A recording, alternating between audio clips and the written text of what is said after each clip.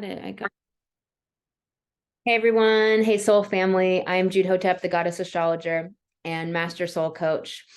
This is the Cancer new moon. Happy new moon. Happy July. We have the nodal axis changing. We have Saturn and Neptune retrograde.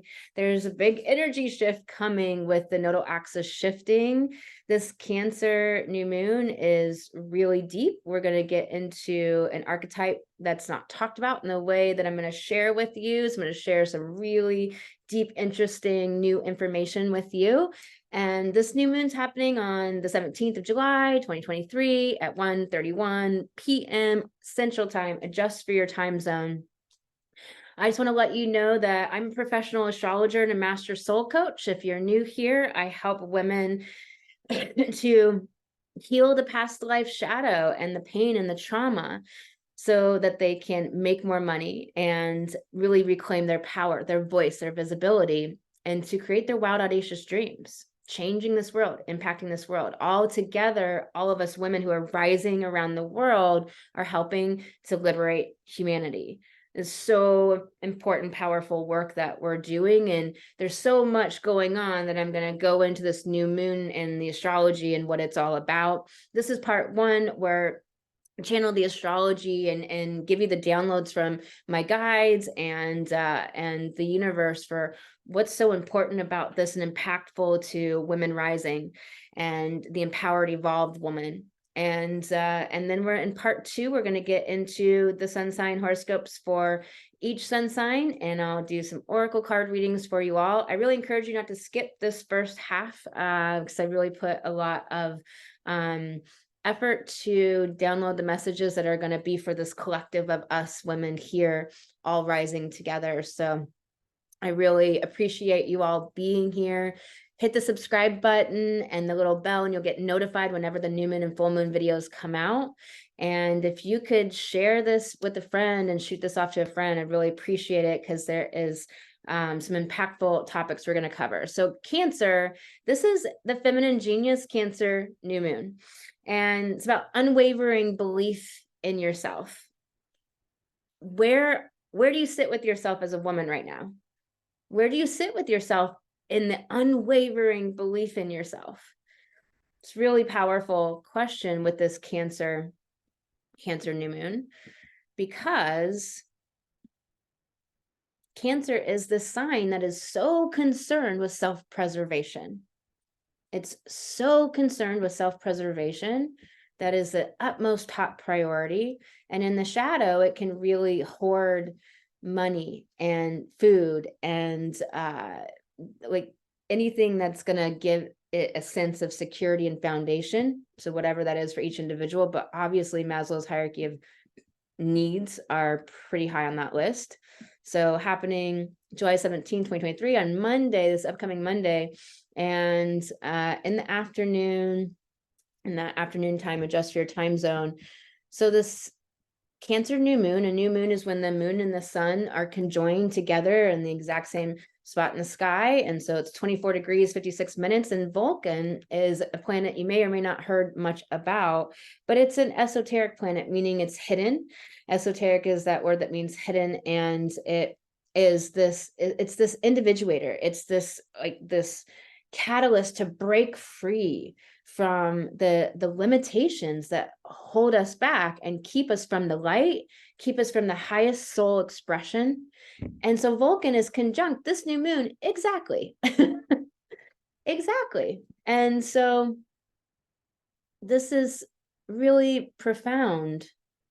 I'm going to get into this. So Vulcan is always very close to the sun, but it's not always exact to the sun. And so since this is a new moon and Vulcan is exact to the sun, here we go, then it matters, right? It's not just your average situation. And so since Vulcan is about that individuation, that breaking free from the limitations that hold us back from the highest expression of soul, from the soul life, from the merging of the personality and soul, from the light returning upon the earth and that being integrated within humanity rising up out of the old patterns of control, limitations, and depravity and darkness. And also this new moon is conjunct Pluto's north node, all about retrieving the matrilineal, the feminine, from the 100,000 years of goddess culture times where men and women lived equally, where all of our technology comes from, paved roads, indoor plumbing, architecture, where the women were revered and honored, and goddess was seen as the deity because we understood that that a woman births both man and woman, and that if there's a deity that has a masculine feminine denotation, then it's going to be a feminine deity, and that deity was of love and nurturance and sustenance, and there was basically fear was nearly eradicated. There wasn't war, and again, men weren't below women. There was equality amongst men and women. And so we're retrieving the feminine. And that's what this Pluto North Node and Cancer is about, closely conjunct this new moon. But Vulcan, exactly conjunct, off by 2 minutes, retrograde, is this breaking free from all of the holding on and hoarding of material possessions and our sense of security and safety of the past, of the which could be, I'm talking about yesterday, last month, I'm talking about our sense right now, today, where you're at as a woman, your sense of security based upon the friendships, this person being in your life, or this person being there for you when something happens. What if they're not? Then where is your sense of security? Is your sense of security all of a sudden on the ocean being buffeted around, or is it always stable within you, meaning that it'll waver, of course, but meaning that it's stable as in you always got you, and your sense of security is not based upon externals. It's going to get buffeted by externals, but it's always this strong sense of self within. And this is a Cancer theme about this sense of self, the solidity of self, self-identification, because Cancer is so much about self-preservation. Think about how it's between Gemini and Leo, and we always must think about each sign in the whole of all of the 12 zodiac signs and how the soul makes the journey through all 12 signs, right? And I don't mean your soul is going to go Aries, Taurus, Gemini. I don't mean that. I mean as a lens we look through to understand the journey of the soul. Aries through Pisces, it's circular, cyclical.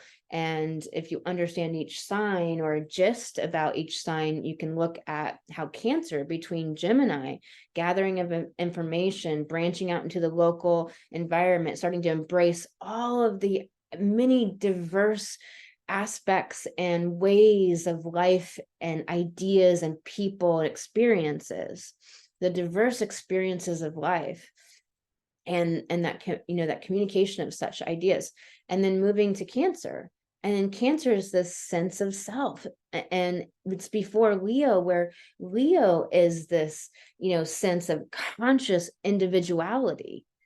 Think about Leo and how much it's about the performer, the one on stage that's confident and tells the jokes and just has that charisma and that ability to carry the carry the stage, carry the atmosphere, the presence. It has presence and confidence, and it's self-possessed.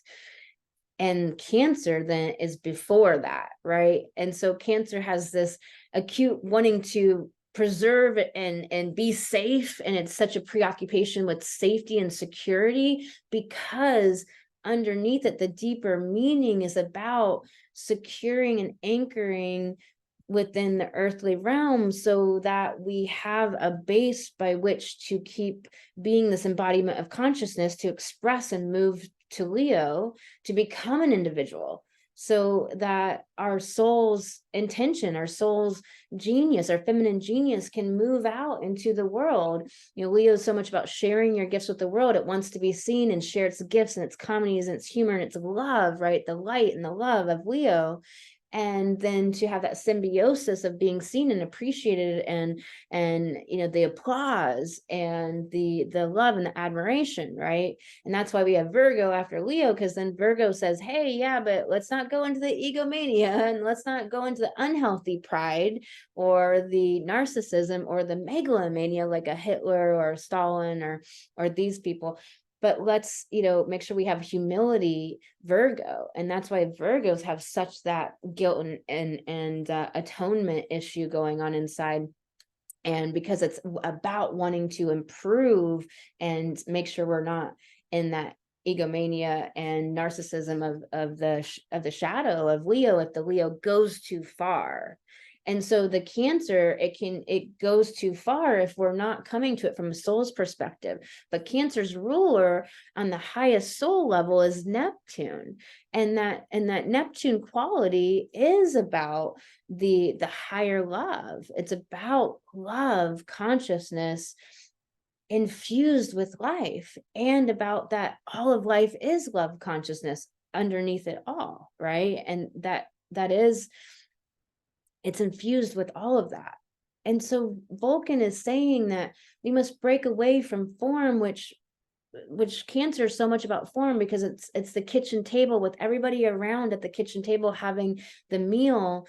It has this quality of like gathering up the people, taking care of the family, taking care of the home. It's very centered around home and hearth, because that's its sense of security. Cancer is always trying to build some base, some foundation, some sense of roots. It's going to can the canned goods and have the garden and the fruit trees, and to freeze all of the vegetables and fruit, and to prepare for the winter, and to be resourceful and preparatory.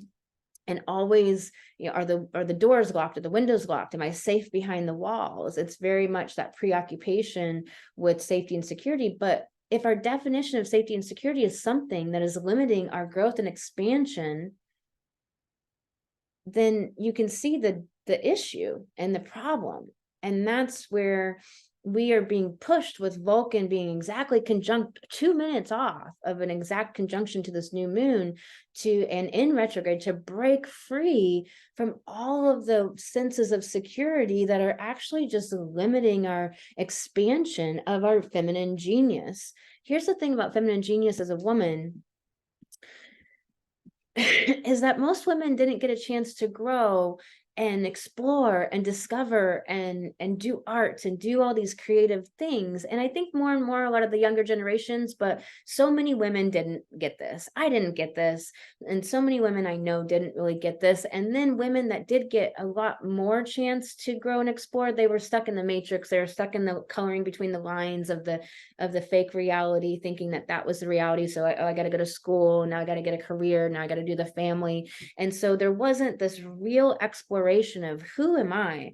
And I've found that you can't just push that. You're pulled by all of the things you love and that you're passionate about and your desires, and you're pulled towards all the things you're interested in, and you just follow your curiosities, and you go in and you do self-discovery work, and you work with your astrology consistently to discover who you really are at a soul level and why the things happened in your life that way. And so women didn't get this chance to grow and make contact with their genius. So most women are stuck in this imposter syndrome, stuck in this, self-doubt, stuck in this holding back from going ahead and taking the action in your business, or upgrading to the next project and the next new upgrade in your business and the next level, or allowing to do the healing work to upgrade to the next level of revenue or visibility in your business, because it's like, well, it's not going to be perfect, or it's not going to look like this. It's just, if you saw my journey, you'd be like, what are you doing here? It's like just a big mess. But it's like, I have to do something to figure out what to even do next, and to know what's wrong with what I'm doing.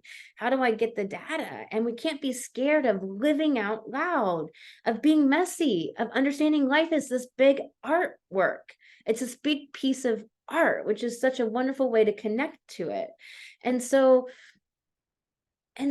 sharing the chart back with you again is, and if you're loving this, go ahead and hit that like button for me, please. And if you could shoot this over to a friend and share this with them, if this can really help and support them and lift them up. Cancer is so much about the personality and self, the foundation of self, because it's, you know, it's that opposite to Capricorn, which is about who you are in the world, your reputation, your legacy, being seen in public. You know, like Libra, Saturn's exalted in Libra, and Libra has such this concern for public opinion. You know, what do people think of me? And then that Capricorn's a very yin sign, but it's very much concerned with following the rules that are laid out. Where are the rules? And then now I can follow them. I'm fine if I can, let me just find what the rules are. But it depends on where you're at on the journey, right? If you're consensus status quo, you're trying to follow man-made and you know, depraved people made rules. And or if you're, you know, in a you might be following, if you're more evolved and more awakened, you might be following some different spiritual ideas and things, but there's a lot of confusion out there. I'm telling you, there's so much confusion. There's so many lies in the truth and so many truth in the lies. So you have to realize that there's so much falsehood out there spiritually, but there's so much truth woven throughout that. And it's necessary and important for us to go ahead and unweave it. Don't just push it aside. Be willing to hold two disparate things at once, which is Pisces and all this Pisces energy, which I'm going to get into. We need to hold that there's the depravity and the darkness going on in the earth and all of the things to thwart you and everything else, without letting that be a problem, but just understanding it, eyes open to the reality, to that, eyes open to it. But holding the 5D consciousness and always putting our vibration and our frequency first. Number one, your nervous system regulation, your emotional state, your joy, you know, that higher frequency, that higher place, making that such a high priority for yourself. And so this Cancer is so much about the personality self, and Neptune being the higher soul ruler of Cancer. It's that when it's the unveiled Neptune, where Neptune is this, you know, Cancer's no longer driven by the unconscious emotions, you know, because it's the moon, ruled by the moon at the lower expression, right? And it's all the unconscious ego desires and emotions that haven't been worked with. That's why in my one-to-one coaching, my group coaching, I focus so heavily on emotions, emotional mastery, and emotional alchemy, because without that, our emotions are driving all of our behavior. And this is in every ancient wisdom, every type of spiritual study and avenue and rabbit hole you can go down, all the esoterics, all the psychology, it's all, we understand this as fact. Emotion drives behavior. So if emotion drives behavior, are you coming from the self-preservation of Cancer, of safety and security that's from your wounds, from your lower personality self? Or is it this self-preservation from your soul self that's about that I must do something higher of soul for it to be worth it for me to be incarnated here at all, right? For it to be meaningful at all, for it to mean anything, because death doesn't matter. You keep living on and on and on, but you know, you're as a soul, you know, you continue to have eternal life, right? But it's like Neptune is about the meaningfulness of life. Like, what does it mean if we're just, you know, do it like eating, you know, pizza and you know, and candy, and if we're just you know, going out and partying, and if we're just having fun, like that's not really real joy.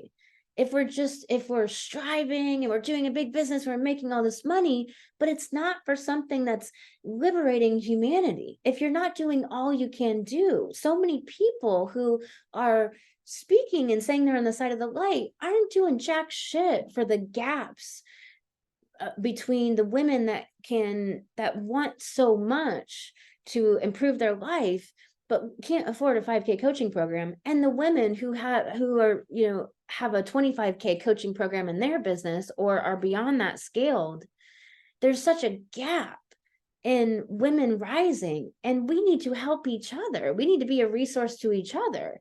And so many people have the opinion of like, no, you have to do it on your own. But that's the thing, is nobody ever does. So stop. It's like people have to stop overlooking, women that have gotten to a level of success. I don't see them looking back and saying like, look at all the homeless people on the street. I'm going to Trader Joe's or to Sephora right now to go shopping, and there's a person on the street. I'm sorry, but we need to do better. We need to do better as humanity. And we need to care. We need to help and pull women up along our journey moving forward. And obviously, if you don't vibe with that person, you don't vibe with that person. I get it. You have to work within your soul family and with who's right for you. But we need to be more of a resource to each other, because Cancer is that friend you have that, like, you go to the beach and they have the little girl and you're going to go watch the sunsets and have this magical sunset, and she brings homemade smoothies and homemade avocado toast and the blanket, and she just has the extra blanket when it sun starts to go down. It's starting to get chilly out and you're all playing together, and it's just so, you're so well cared for. You're so nurtured, of the Cancer nurturing. You're so loved. You're so supported. And it's like somebody's got you. Like Cancer's got you. It's got your 6. And so, but we want to move that expression of Cancer to the highest Neptunian level of the love coming through for all of humanity, to raise humanity up out of this. So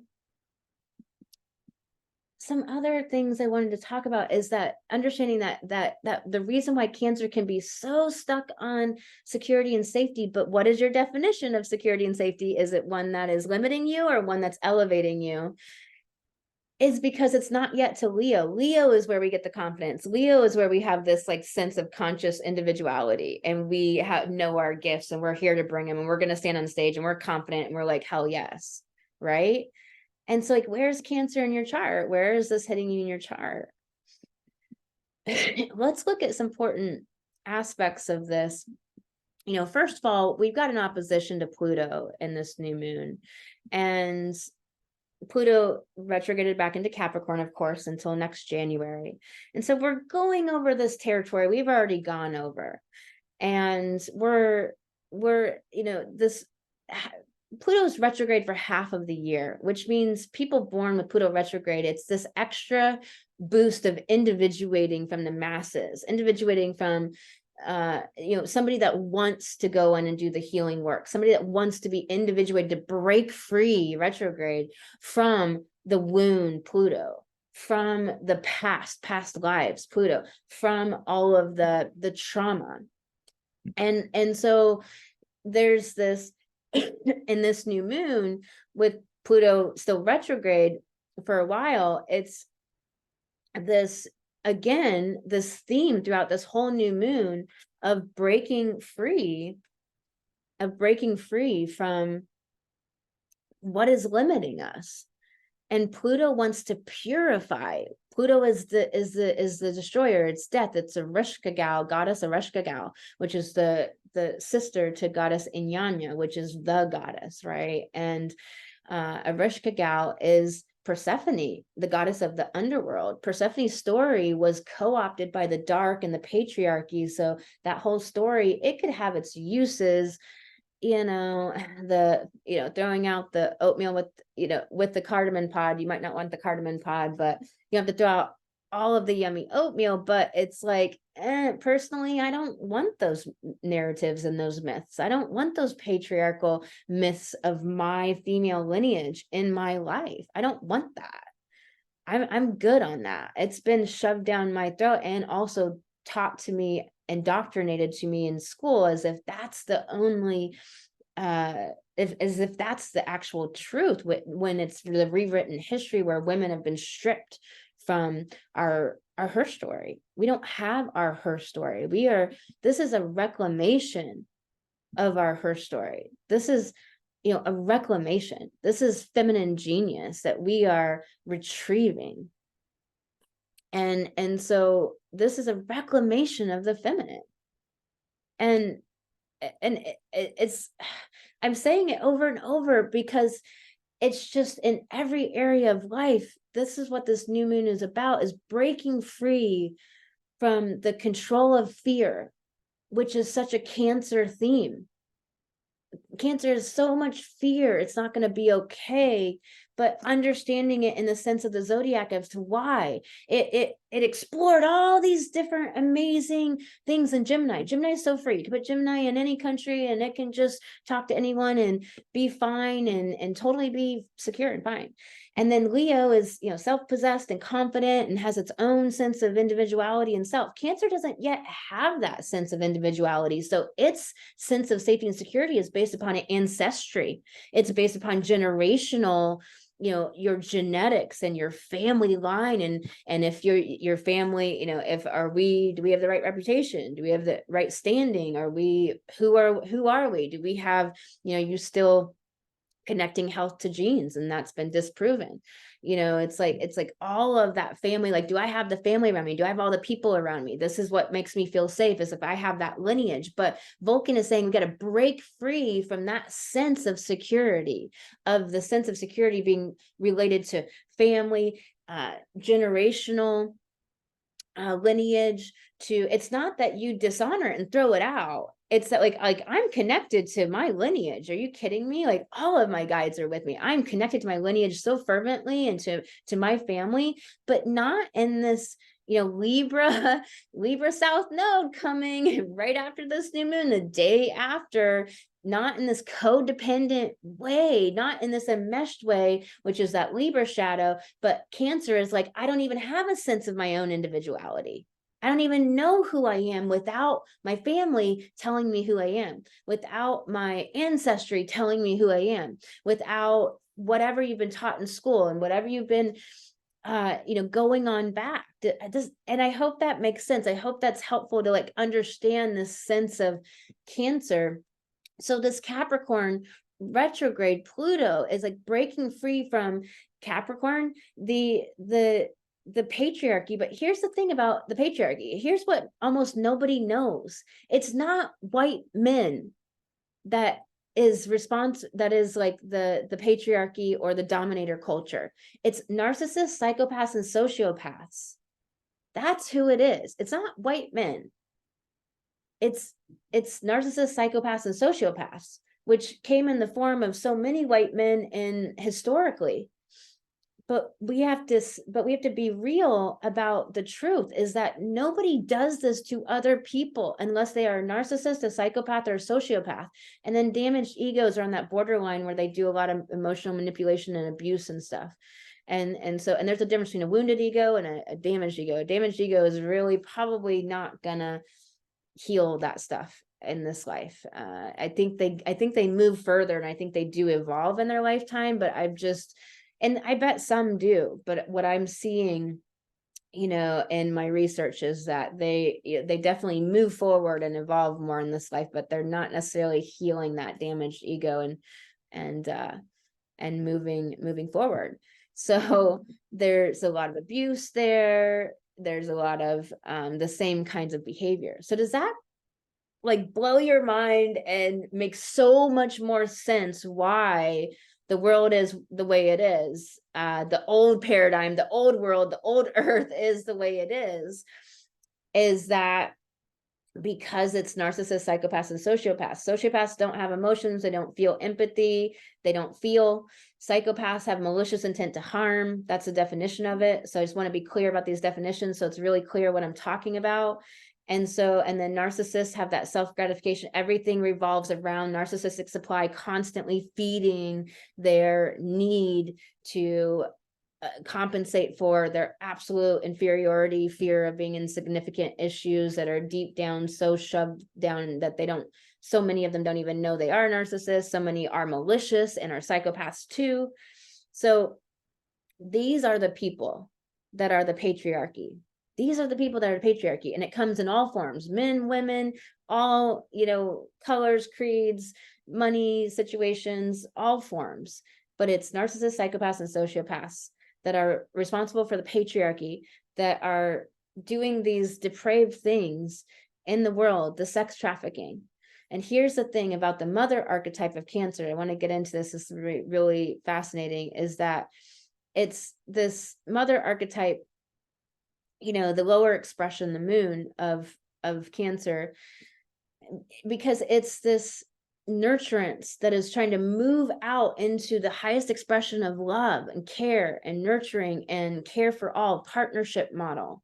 You know, we're moving into that Leo, that Libra South Node, all about partnership. Libra is about partnership. And so it's like that South Node is giving us the opportunity to have all the shadow Libra come up, which is codependency and being fair to other people over yourself, and doing for everyone else and not doing for yourself, and not speaking your no very clearly because you're afraid you're going to be thought of as, you know, remember, Saturn is exalted in Libra. So it's so concerned. Libra is so concerned about public opinion. Like, oh my God, they're going to think I'm a bitch. They're going to think I'm this. They're going to think I'm that. And you have to shed all that shit of the Libra shadow and really move into the high expression of Libra, which is compassion, partnership, being able to see from all sides, that diplomatic ability of Libra, so powerful and good. And so understanding, if you like have the abuser in your life, think about the abuser that you've had in your life, whether it was one or many, or just people who are just really, you know, emotionally manipulative, or whatever it is that you've experienced. And now take that to the world level. And you got all these people grouped up, and they're world leaders, and they're billionaires, and there is the what is the word for like when it passes down, you know, generation. I can't ever fucking remember this word when I want to remember it, but damn, anyways, it'll come to me. But it's like, you know, this has been passed down for generations, right? And so we have to realize that that's why there's the depravity in the world. But people, so many people, that the people that can be swayed either way, dark or light, it's like, that's why it's so important to shine your light, get over your bullshit, and get out there and use this Cancer to understand what Cancer is really about, the highest expression of Neptune, and that spiritual intent of bringing love into all of life and infusing it all of life, and the soul's intention of what your feminine genius and your unique transmission is to bring forward. And that is what this new moon is about, the reclamation of your feminine confidence, power, moving it into that Leo place, and just keep retrieving your feminine genius, make contact with it, give yourself room to explore and grow, and put your content out there. Or if you're solid, do your next project, do your next upgrade, get into it, do that launch, get going, because by doing it, you will make more contact with your feminine genius and keep honing your craft. Like, look at it as a piece of art that you keep like working on and crafting. Your whole life is this magnificent masterpiece to make many pieces, and many of those pieces are going to go into the garbage. And we have to let go of the concern of the good opinion of other people. We have to let go of that completely, like strip it away. But here's a lot of this Pluto opposition, is the wounding from past lives of being killed, being captured, being tortured, being abused, where there's just this past life fear where you're like bracing. You won't tell somebody your no, you won't own your no, you won't decline, you know, and just say, no, that doesn't work for me. You know, tell them the story and make up the fake thing, and I got something to do and whatever. And you won't just stand up in your confident no, because you're afraid, like bracing for the hit, bracing because of the abuse of the past lives and that trauma. It's coming up for us to heal. And that's why there's this opposition.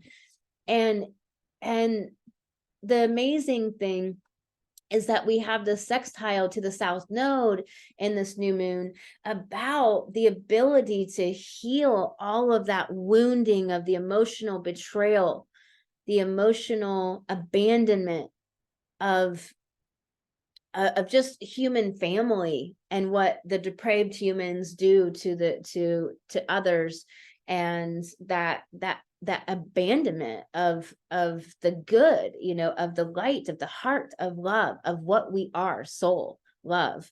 And so there's this ability to heal the trauma and the wounds with the sextile. And sextile is breakthroughs. And so there's these breakthroughs coming with Venus in Leo all summer and retrograding here soon. And so what is this retrograde, Venus retrograde? It's Venus in Leo, the light of the feminine. The light of the feminine has this sextile to the south node to heal the traumas and the wounds. And this is a yod in the chart. And so there's these quincunxes from Venus in Leo, 28 degrees, to Neptune in Pisces at 27 degrees. And that quincunx is this disjointed energy where it's like stilted, you know, somebody's talking like that, and they just won't get all of their words out really flowy. And you're like, you're doing, your body and energy are doing this. And it's like, okay, I gotta go take a break, because it's like, man, can you just flow with the words, right? It's that kind of energy where the light of the feminine is having this, you know, working to be of soul, of the highest expression of the spiritual intent of Neptune, and having to go through the wounds, the sextile to the south node, conjunct the shapely attractor, all about the secrets being revealed and all the stuff coming up and all the sewage just out there. And so it's like this, like dealing with your own superiority issues, because that's just where you are in the path, dealing with your own triggered by other women, jealous of other women, dealing with you know, just jealous of other people's success. It's okay. Obviously we don't want to stay there, but being there is not who you really are. But as we are shedding the wounds and the trauma and healing, we go through all these different phases of being superior to others, and I'm better, and won't you just hurry up and get it, and won't you awaken already, won't you just see the light and open your eyes, and all of these types of things where we can get into that spiritual superiority, where, you know, we could just be triggered, you know, where maybe we're just not going in and doing the work on where we feel shame, where we feel hurt and insecurity and self-doubt. And so we can't meet somebody else on that spiritual soul level, because we're, you know, if you're seeing it all through your wounds and seeing it all through your traumas, and you're just so triggered by the other person, you can't show up authentically, and you're too worried about how you look, and you're too worried about coming off beautiful and all of that. Again, phases that just make sure you move out of them, and you're working to move out of them. Don't stay in that disempowered place. But that's the quincunx, where the feminine is rising. The feminine is changing this world, moving into this world, moving into greater success, owning and reclaiming her power. And yet there to make sure she's coming from the light of soul and love, there is this awkward journey. And I hope everyone is getting the news about these phases, and it's okay. But like, see, like for me, the way it worked for me is I could see like, oh, the superiority is not good. I'm coming off like I'm, you know, like, how is that helpful to anyone? How is that, you know? But I had to go through those phases, and every once in a while I go through another phase of it when I up level. And it's like no one has you know, has any reason to be superior to anyone else. But there is the inferiority issue just causes that superiority as a reflex, as a Cancer protection of the inferior self that feels so much like nothing. And the feminine feels so much like nothing because she's been trivialized, she's been silenced, she's been contorted, she has been demonized, she's been alienated, she's been unloved, tortured, abused, she's been burned to the ground, and she's had a land grab for all of her natural abundance and prosperity. And to realize that the witch burnings were 9 million women being killed because it was a land grab for our wealth and prosperity. We have to realize that our lineage of not being wealthy and prosperous and abundant as a female collective in the world, with owning only 3 to 13% of land in the world, and that's also the same number for in the US, because of that lineage, that we are coming from that lineage of our memory being wiped out of the history books, his storybooks, of Hatshepsut, the goddess, who was a female pharaoh reigning for 25 years of peace and diplomacy and the most abundance and peace they had in Egypt, wiped out of his story almost completely. They barely have any records of her. You know, we barely know about her. And we don't hear anything about any of the female scientists, any of the female discoverers and explorers, any of the female inventors, like Amelia Earhart. That's it, right? It's like, you know, Marie Curie. Okay, it's like, where are all the women off the tip of your tongue? Where are the female examples? And especially you as a woman, I really encourage you to put a note in your phone of like female examples of amazing women, so we can keep lifting each other up. We got to come out of these jealousies and these triggers and all of that. And it's okay if you're triggered in the moment, but please go in and do the healing work. Here is this yod saying, please do it. And you are supported in doing it. And yes, this quincunx is here and it's disjointed and it's clumsy and it's clunky and it's funky and it's wonky and it doesn't feel good. For me, I've got, you know, I've got some massive Pluto Scorpio energy where I'm like, I'm all in. Let's go into the sewage and clean out that muck. But so many people resist going in, and that's the only way through. Down and in is the heroine's journey, and it's the only way to rise in the pure Neptunian intention of the feminine. This yod to Neptune, the higher expression of Cancer, the soul expression of Cancer, in Pisces soul. And then we have another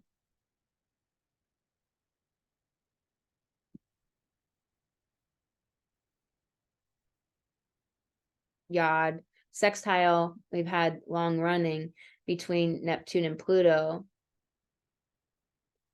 And remember, Pluto's conjunct its own south node in Capricorn at 20 degrees. And it's this, you know, the south node denoting Capricorn, the patriarchy, the dominator culture, the psychopaths, the sociopaths, the depravity, the sex trafficking, the other trafficking, the billions of dollars being made off of drugs, guns, and trafficking of women and little children. This is fucked up. It's depraved. It's the most depraved, you know, aspects of humanity. And this is what we are shedding and saying no. And this is what we're waking up to. And we're saying no. And we're like, no, that's done. That's done. We already infiltrated this by being born at this time. You don't have to be afraid of it. You don't have to worry about it. You just have to shine your light so big, so bright. You have to speak up as a woman. You speak your voice, speak your no, own your power, own your confidence. This is what this is. And the sextile here of bringing that soul through, that spiritual intent, means that we have all of the breakthroughs coming through of the healing of the wound and the shadow. Like Pluto is trying to purify. Pluto's about death and destruction, that purification, burning off the dross, unmasking the veil, you know, lifting the veil. And again, the quincunxes to Venus, the feminine, the light of the feminine, Venus and Leo, the love of the feminine, the light of the feminine.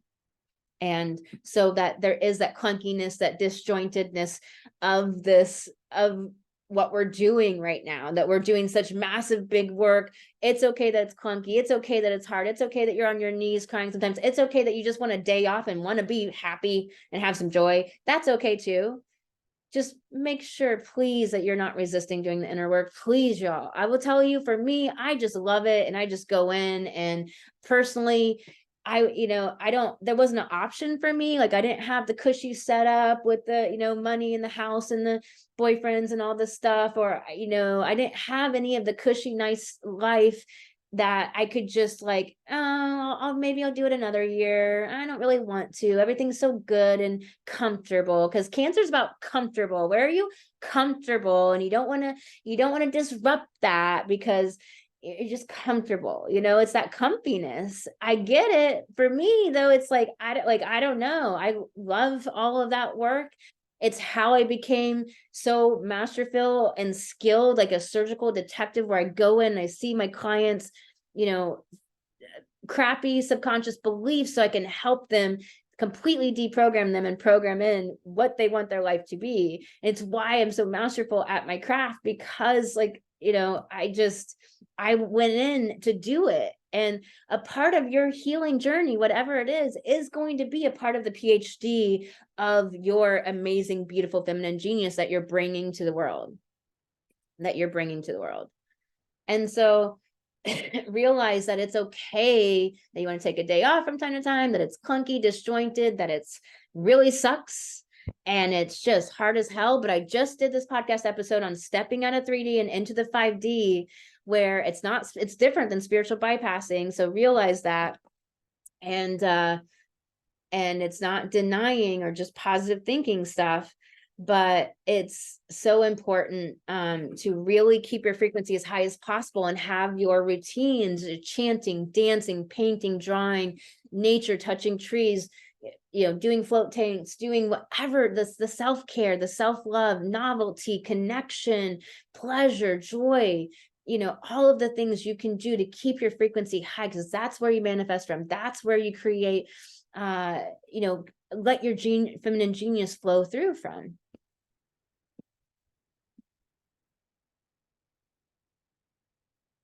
So let me just see what else is really important about this new moon I wanted to share with you. We have some squares to the nodes. This new moon is square the nodes. So again, with the south node, that there's that sextile to Venus, the feminine light, healing the past. Breakthroughs are coming through, and that sextile on the Pluto end, breakthroughs coming through. You're going to get the epiphanies, you're going to get the insights, you're going to see things. But then do you square, act upon it, take action, integrate it, work with it, use it, make content, shine your light, say no, speak up, all of these different pieces. That are you taking the action? Having the insight and the epiphany, that's super fun, but are you integrating it into an application in your life? Knowing and doing two different things. So this square to the north node is this last degrees of that north node in Taurus, 0 degrees Taurus, and if any of you have a north node in Taurus at 0 degrees, it's a destiny check-in. Are you on mission? Are you on point? Are you connected to soul and soul's intent and that spiritual intent? And it's so much about peace, Taurus themes, the divine feminine, and the square of moving towards the divine feminine light of expression, that Taurus of the feminine being self-sufficient, the feminine being like knowing her value. So this square is saying, like, I'm getting all the breakthroughs and the epiphanies now, but I'm going to take action on making the changes of speaking up, stepping out. For me, like speaking up, it's been a long journey, and it just seems like it never stops. So, like, I just keep getting these months or these weeks that'll come through my life where all of a sudden I just have this string of events where I'm like, have the opportunity to either speak up or not. And I see it very clearly for what it is. And it's like, I have to own and take that action square on the changes and the healing that I've done.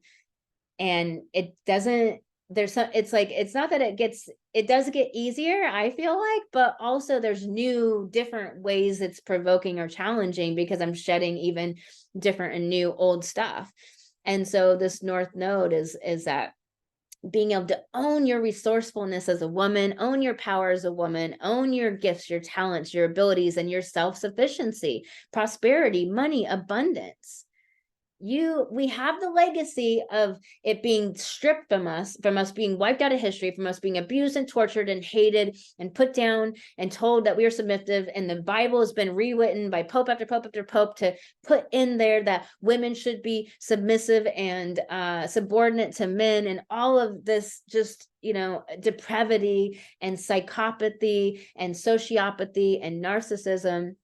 And now it's like, okay, knowing that is so important because it's fuel, it's empowerment to reclaim your power. Let it fuel you, because the white horse isn't coming in. There's no one that's going to save you. So you can't be in the disempowerment about it all, but you can't be blind to it. Use it as fuel. Use it to see why we don't have money as women, as a female collective, and that I'm going to change that. No, I'm changing that. Because money up to 250,000, probably 350,000 now with inflation, does make you happy because it provides healthcare, dental care, clothes, the clothes that you want to present your image and your brand and your professionalism, or your, who you are, the eating out with friends, networking in business and going to have a coffee and building relationships, and the money to do those things provides, healthcare and food and shelter and quality of life and animal care and child care, and all of these things that nurture us and lift us up, and the ability to take good care of yourself and make sure that you're learning and growing and self-growth and all of these types of things as well. Money does buy happiness up to a certain point. Beyond that is where now it's about how is I'm putting value into the world for humanity. That's why I'm, getting that money and making that money, creating that money. Is the goal of that money is because I'm creating value for humanity. But then also now I'm going to use that as a self-development tool to develop myself, to figure out how much feminine genius I have in here, to figure out how much greatness I am. Like, what are the limits of what I'm capable of accomplishing and creating, and light and love that I'm capable of bringing into this world to change people's lives, to liberate humanity more and more and more.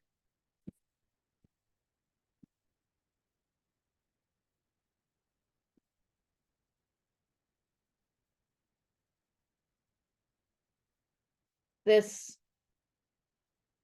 Uranus and Taurus at 22 degrees. Interesting.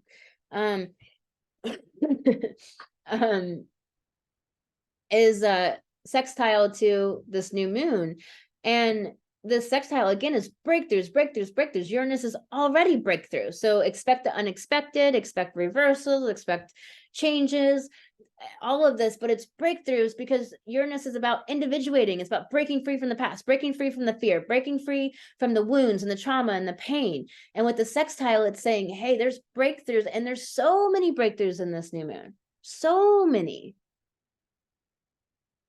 And stepping into the 5D, stepping out of being mired down in the muck. You can see the trauma and so forth, but handle it in the 5D. Step out of it to go handle the wounds. And I do, like I said, I do a great podcast episode on this. I'll put the link below this of the Light Goddess podcast, and you can go and listen to that episode. There's 476 episodes. They are not outdated. Go check them out. They will help you on the spiritual journey. And so realize what this Uranus is doing is it breaks us free from everywhere where we feel scared to be our authentic self because of what we talked about before, all these Cancer type things and Libra type things, and where we feel like where we just can't see, where we're blind and we're veiled to seeing how we are disempowered. Because the thing about disempowerment is it's these 1,000 micro pockets of disempowerment inside of us. It's often maybe these overarching disempowerments that we deal with and we're trying to figure out and heal, but it's underneath that is like these 1,000 pockets of disempowerment. And that's where we can make so many massive shifts, is like finding it, seeing it, identifying it, and be like, nope, not doing that anymore. I'm going to speak up now. Nope, I'm not going to be afraid of what this person thinks of me. I'm going to speak up. I'm going to say my no. I'm going to tell them how I really feel. And when I say tell them how I really feel, what I mean is like, you can say that just doesn't work for me. You can be nice. You can be polite and be compassionate. Personally, I'm not compassionate and nice and polite to depraved people. I had this guy literally come up to me where I was bending the other day, and tell me that, yeah, the Bible says it's right for him to be superior to women as a male. And he like quoted the Bible as if I like would like be like, oh yeah, you were right, you were right. I was like, dude, the Bible is nothing to me. Like, it's just this fake book that's used to control humanity. No, sorry, you got the wrong one. But it's just like, literally, it's alive and well, depravity, just like in the, and people. And so he uses religion in the Bible to support what's in him, that he feels inferior, and so he wants to dominate and suppress and control women. And it's just like, wow, he's just out and out with it. And I'm just like, I'm the wrong woman, And it's like, you have to realize that this is what this Uranus is helping us do, is to individuate. And Vulcan conjunct exactly, it's saying break free from all of these places that, and Uranus is helping to remove the veil so we can finally see where we are dimming, where we are shrinking because we're bracing for the hit. And I mean this, like, there's been some people in my life recently where I realized, like, wow, I'm like really braced for the bad, because it's like it, but it's a past life thing. It's like, it's an unconscious thing. It's not on the conscious level. I'm not scared or worried or whatever, but it's this past life stuff. And I'm like, geez, I'm actually contorting myself. I'm actually reframing or taking longer to tell this person what I need to tell them, or to stand up for myself, or to say what I really think is the right thing for me, because of that, like, oh my gosh. But it's literally past life stuff, because as soon as I make it conscious with my conscious mind, I'm like, yeah, that's not in there at all on a conscious level. I'm not afraid of anything. So I just need to stop letting all of these invisible, things, like from the past lives, from our childhood, like trying to like stop me from breaking free from the feminine, breaking free into full expression from the heart, from the spiritual intent. And society, Saturn is society in Pisces, infused with soul. But also be aware that in Massachusetts, they got a bill up that are trying to like regulate coaching, regulate Reiki, regulate the healing arts. So that's also Saturn and Pisces. And there are bills all over the United States trying to do this. Go make sure you're watching this. Go make sure you're writing your congressperson and senators, and you're saying, no, we don't want this, and this is not okay. And make sure you are aware and awake and eyes open and doing what you can. Write the letter, make the phone call, send the email, because it's important. It's important to have your voice heard and to stand up. And that's this Saturn and Pisces is all these backhanded little ways that you're never going to hear anywhere about how they're trying to suppress soul, suppress healing, suppress the feminine, suppress the divine, suppress partnership model of society culture, suppress the light, suppress the awakening, but they can't do it. And here's the thing about the feminine. All throughout her story, the feminine has helped woman to woman to woman through our transmission, through written word, through telling each other and keeping it on the down low, and telling, hey, there's a women's circle in this back room, and we're keeping it behind closed doors. That's why mystery schools, are always so quiet. That's why the women's circles were always so hidden and quiet. This girl tried to put up a women's circle flyer on this supposedly conscious cafe where I live, and one of the employees said, no, that's divisive, you need to take that down. He's not even a manager, so unfortunately she like just thought she had to listen. She was like new there, but I did some digging, I did some detective work. I'm like, what is going down here? The patriarchy is like alive and well in here. What's happening here? That's not okay.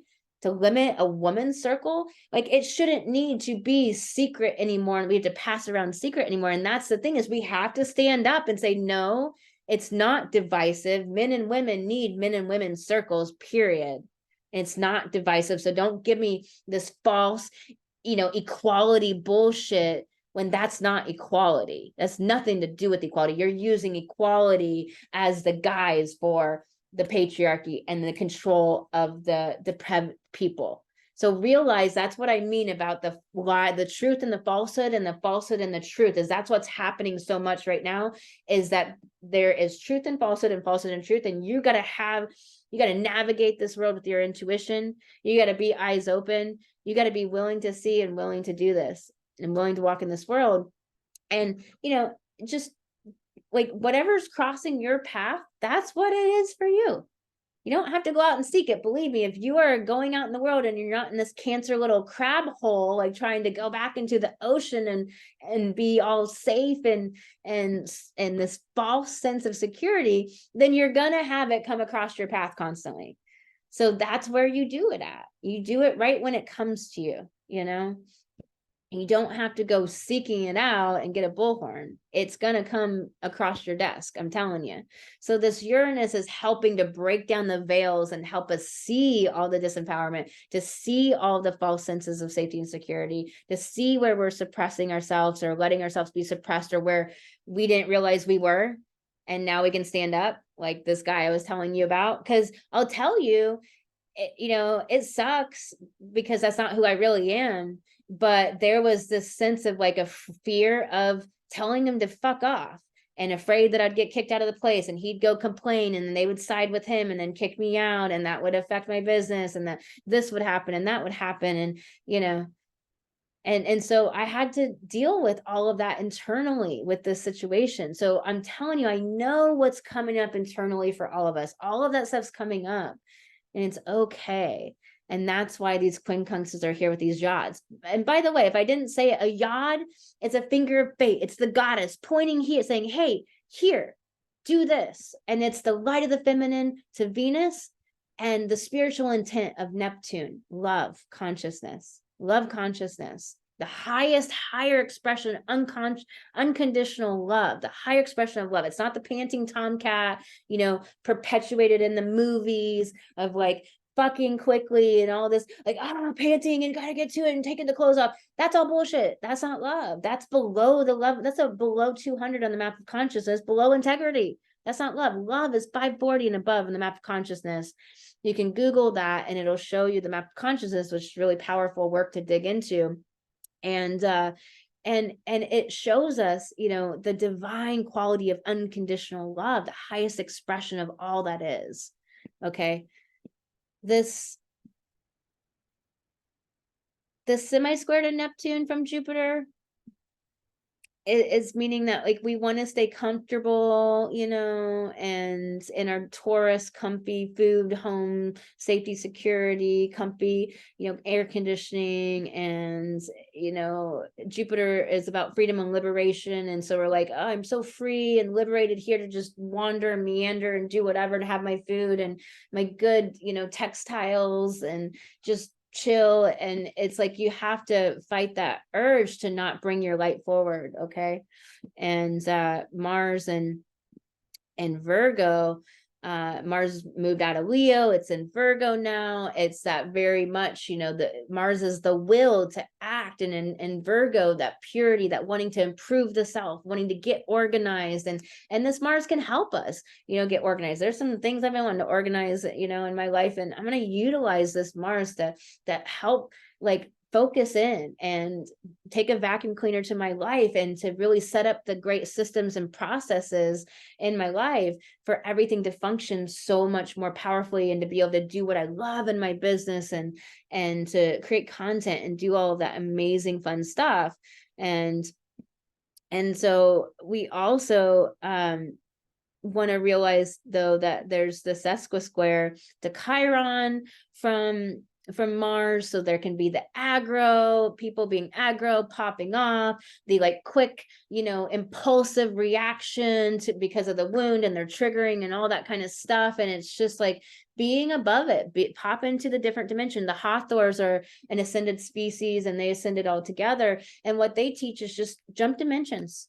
Just jump out of the problem. Somebody wanting to fight and tangle with you and project all their triggers and shadow project all over you, and just be like, nope, I'm up here. And that might mean you have to peace out, and that might mean you have to actually just, get out of that situation. Like, hey, I'm good, I'm tired, I'm gonna go home and chill. And it's just like, or, I'm good on this. I had a great time. See you later. It's just go to the bathroom, do whatever you need to take good care of yourself. Okay. And of course, Lilith and Mercury, in Leo as well. So this little stellium here in Leo, Lilith in Leo, where is the light suppressed within you? Where are you, subordinate to others? The Lilith is where we're subservient to others. And you're going to be seeing all of that. You're going to be seeing all of that of where you're subservient for others, where you dim your light, where you shrink down, where you don't speak up, where you don't create, where you don't put your content out, where you don't step up into the next up level and the next level of confidence and the next level of yourself, where you're questioning and in your mind and going, we're getting ready to go into a Libra South Node, and Libra likes to be the whole courtroom, the jury, the audience, the prosecutor, the defense attorney, the defendants, and the judge, the the witnesses. Libra is like, and I'll get more details, and then I'll think about it some more, and then I'll think about it some more, and then I'm going to go from this angle and this angle and collect more details and more data. No, so you're going to have to fight that urge. You're going to have to take action, and Pluto has these squares to the nodes all year, and it's about action. And so the action to this, what's going to be the Libra South Node coming up right after this new moon, is that that understanding of taking action, letting there be no space between your intuition and your actions. You're going to have to fight that whole Libra shadow of just thinking endlessly, and that Aries that is impulsive and aggro and aggressive and too much, and Libra won't be assertive because it's afraid it's being aggressive. And so it's like this dynamic of really reclaiming our powerful I am, our sense of self, solidity of self, of that Aries, where it's not swayed by the Libra public opinion and what everybody thinks. So this is an insanely powerful new moon. I'm going to get into the sun sign horoscopes. I think you get the gist of what's so important about this new moon, how to utilize this in your life, how to move through it. And please hit that like button if there was anything that moved you in this and supported you and lifted you up. And if there's something that really lifted you up, please share this with a friend and share this with someone else. Just text it on over to a friend. I really appreciate it. And also more women will find out about it if you do that. I want to let you know that I have a pick your price astrology reading right now. This is for a limited time. It's not going to be forever. And if you've been wanting more information about it, I just changed my website. And so you can go over to thegoddessastrologer.com and click on the banner at the top, and it'll take you right to the page, and you can get more information and see what my clients have said about working with me on their astrology charts. And you can go through that. You can book a reading right now from between $75 and $325. So you'll never get a reading from me or any other astrologer for as low as $75. So if you really have been, unfortunately, unable to work with your astrology due to money, capitalize on this opportunity, because I'm not going to be doing this for long, and take me up on this. So that's all over at thegoddessastrologer.com. The other amazing thing I have for you is that if you would like to download and dig into your personal astrology more, you can download my free Women Rising Astro mini course right over on the home page at the top of the goddessastrologer.com. So it's free. There's 3 modules, and you will be able to go through this astrology mini course about understanding. It doesn't go into such deep, like what I do is kind of like a fitness instructor, where I do the baseline. And then if you want more, I give you some deeper stuff. And if you want less, I explain some of the basics, but it's to have this reclamation of your feminine power to understand astrology. Because when you understand astrology, you understand life and you understand people. And man, you navigate this world so much incredibly more empowered. And I know you don't want to become the astrologer. I don't want to become a mathematician, but I use math every single day, and I use it way more than I realize I use it all the time. And the same is true with astrology. So if you start understanding the wheel of the Aries to the Pisces, and like what this Cancer new moon is between that Gemini and Leo, and these deeper themes I talked about, I'm telling you, this is so much empowerment that you can grab for yourself, so much more confidence with navigating your pathway through all of the falsehood and all of the stuff. So, all right, y'all, I'm sending you so much love. And then let's get into your sun sign horoscope. So make sure to listen to your rising and your sun. Your sun is your solar chart. It's a great bit of information it has for you. It's good. A lot of astrologers are like, no, it's a solar chart. It's a certain type of chart. Okay. And it is a good chart with good data in it. I combine that with your rising chart. Your rising chart is your natal chart. And so together you give a really great understanding of what area of life that this is really happening for you and affecting you specifically and personally. So we're going to go into that, and I'll do oracle card readings. And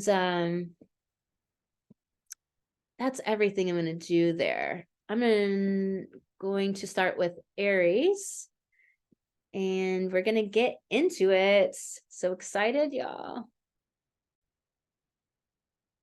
Aha, I knew there was one last thing I really want to tell you. Remember, leading up to a new moon, it's always a balsamic phase, that last third quarter square to the new moon is that balsamic phase of the moon where it can feel dark. You can feel like you lost the roadmap, like you don't know what's going on anymore. Your cognitive function just gets kicked out, like executive function is gone. I don't have memory. I don't know what I'm doing. I can't channel.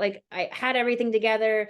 Knew what I was doing. I knew the plot, and now it's all gone. So or it can be purges, like deep emotional purges, and you're just crying and crying and crying. And you can't stop, and there's all this sewage coming up. You can be going into a low on the ascension journey. Just know that it's part of the balsamic moon, and it's that Pluto death to the old and purifying so the something new version can come forward, and that new moon then birthing that and then moving into out of that new moon. So a few days after the new moon usually is when you kind of pop out of that. So don't be discouraged. Do not let anything dishearten you and discourage you. And just know that's a cyclical thing that happens every month, okay? Every lunar cycle. So.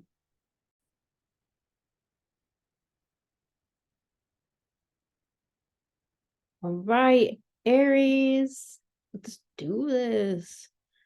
Aries.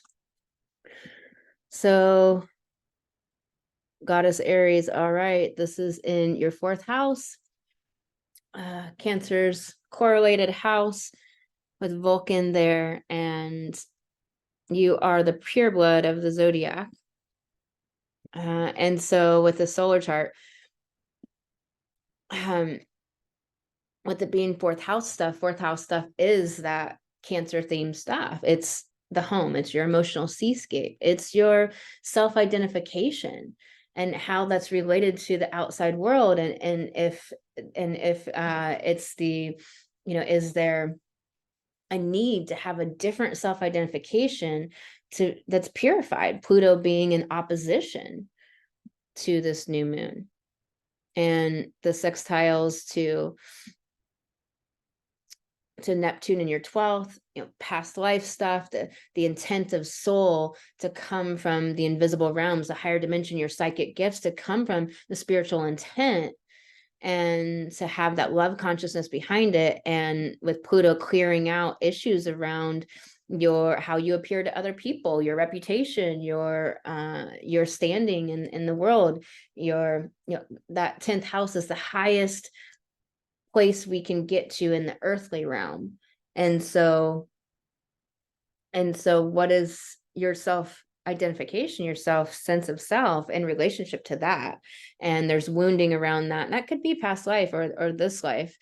And what is the hold back? Like, what is the holding back and waiting or procrastinating or excuses? What is that? And let's be real and move forward. And pointing to this yod, pointing to Venus in your 5th house of standing on stage, like where you stand on stage in your life, of children, of romance, and of this sense of your unique sense of individuality, bringing your gifts to the world, that 5th house. And so it is where you have a complete sense of yourself completely. And so the light of the feminine and this house of standing up into your confidence, your gifts, what you bring to the world, and wanting that look upon you and that symbiosis of your audience and your business, for example, or a friend laughing at your joke, for example, that sort of symbiosis where it is standing up into this great sense of confidence. So this new moon is definitely massively about home, family, foundation, roots types issues, sense of security, safety, comfort. Are you feeling your emotions? Are you stuffing them down? Are you bottling them up? What is going on there? You know, like, have you had a breakup? And can you individuate from the family and home? Can you individuate from the ancestry, from the lineage, and not understand that as your identity, to have your own unique sense of identity independent of that? It doesn't mean you lose it. It's just independent of that. It's not based upon it, versus like, who are you as a soul? Like, your soul's evolutionary intent is completely separate from that. And it's so important to, we do for humanity, because we have our own unique sense of ourself. That's the Aries, that's the Leo, Aquarius axes. And then this yod to Neptune from the past life stuff, all in the 8th house, around that fear of abandonment, or that emotional abandonment, emotional betrayal, and understanding that there's something that wants to be shifted out of, no longer seeing through all of your wounds, not looking through the lens of your wounds anymore. Can you look through the lens of your strengths and your gifts and your talents? And so it's a shift of an orientation inside yourself to be coming from this different place, not coming from like this frustration of these things being real detrimental or difficult things that you've went through or occurred, but it's like rewiring that story within yourself and reorientating yourself to your strengths and your empowerment. And there's this like wanting to have this transformation with the South Node in your 8th, and the transformation means that the walls of the cocoon become the butterfly wings. That's not probably unpainful, I would guess. I think that's like it's like your arms becoming wings. I'm sure that'd probably be like painful, right? The arms are no longer. Now they're just this whole different flapping thing going down mechanism.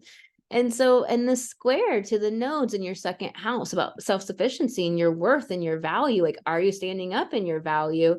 And you're going to get breakthroughs. You're going to be seeing insights around your business and standing up in the world as a leader, standing up in the world as a feminine leader, as a woman entrepreneur in your business and your mission. And you're going to be seeing some of the wounding around that, or the issues, the holdbacks, the procrastination. You're going to be having breakthroughs of understandings in past life, like understandings of wounds and traumas in past life, and also some breakthroughs between like wanting that transformation, but fearing the transformation, fearing the change, fearing stepping into your next up level of confidence. The edge of evolution feels messy. Like when you are upgrading, you actually feel like everything's falling apart for a while and you're not sure. And then it's like taking the journey, because we usually upgrade not in the action first. The action comes last. So we upgrade, and then we have to do all the actions to meet ourselves there and be like, okay, yeah, I believe it too. And I'm taking all these actions in my business or my life.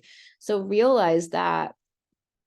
And all of this Leo in your 5th house, it's this being able to realize that there is this sense of individuality, this taking back your power of your unique self. And that's like kind of a real big theme for you, Aries, is taking back your power of your unique self. Because the Aries sun, Aries is in your blood, but it's also what you're becoming and don't quite know how to know the whole archetype. As Aries rising, you're very much the Aries and have too much of the shadows. You need to control the aggro, let the aggression become assertiveness, let the arrogance become confidence. Let go of the it's all got to be me thing, and see if you can add in that Libra complementariness, this North Node being in your 2nd house of the complements, like what is complementary? These two things complement each other. For a conversation to be interesting, it's a dialogue. Otherwise, it's not a conversation. It's just somebody giving a speech. So it's like, it's not all about the Aries archetype. If it's like Aries rising, it tends to be where we have shadow, and it's like be interested in other people, because that's when they're going to be interested in you, is when you're interested in others too. And so apply that to all the areas, right? But the Aries fiery, like willingness to take action, all of that is so beautiful. All right, Aries, let's pull you some cards. Got the unicorn cards, goddess cards, and sacred creator deck. All right, Aries, choose who you are becoming. Such a great card because it's really saying, let me just tune in for what is coming up for Aries. Aries risings and Aries suns.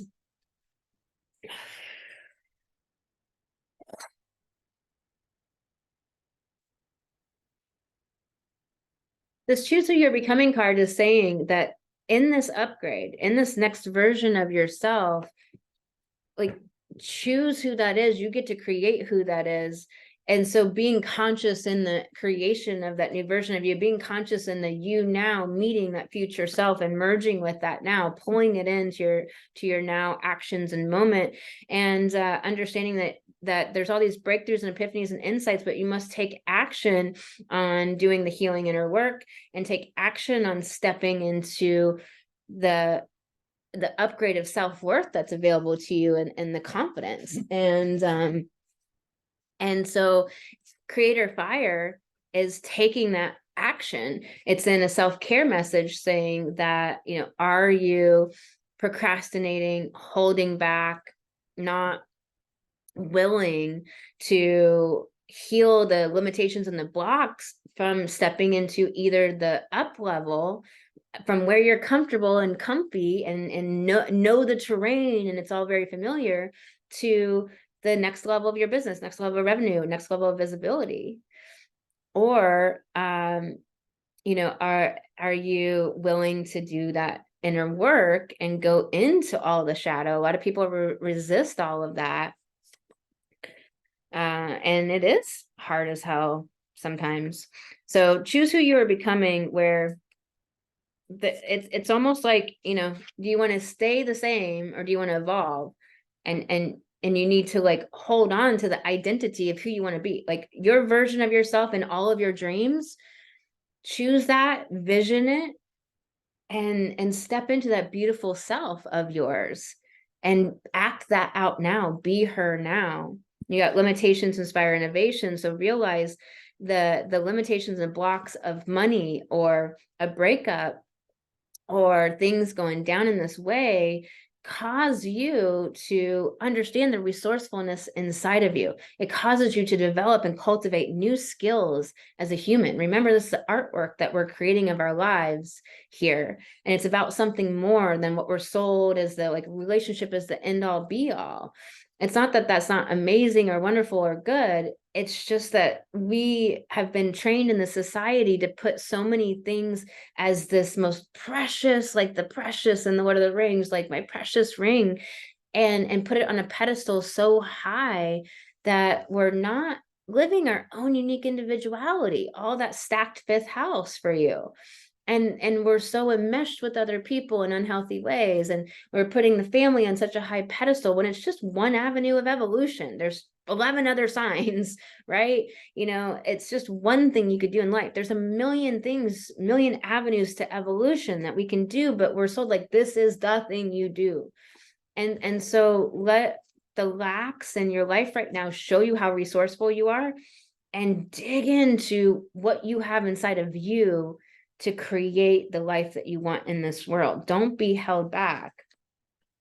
And it's in an upright position, but the action card is in a self-care message, meaning that overthinking,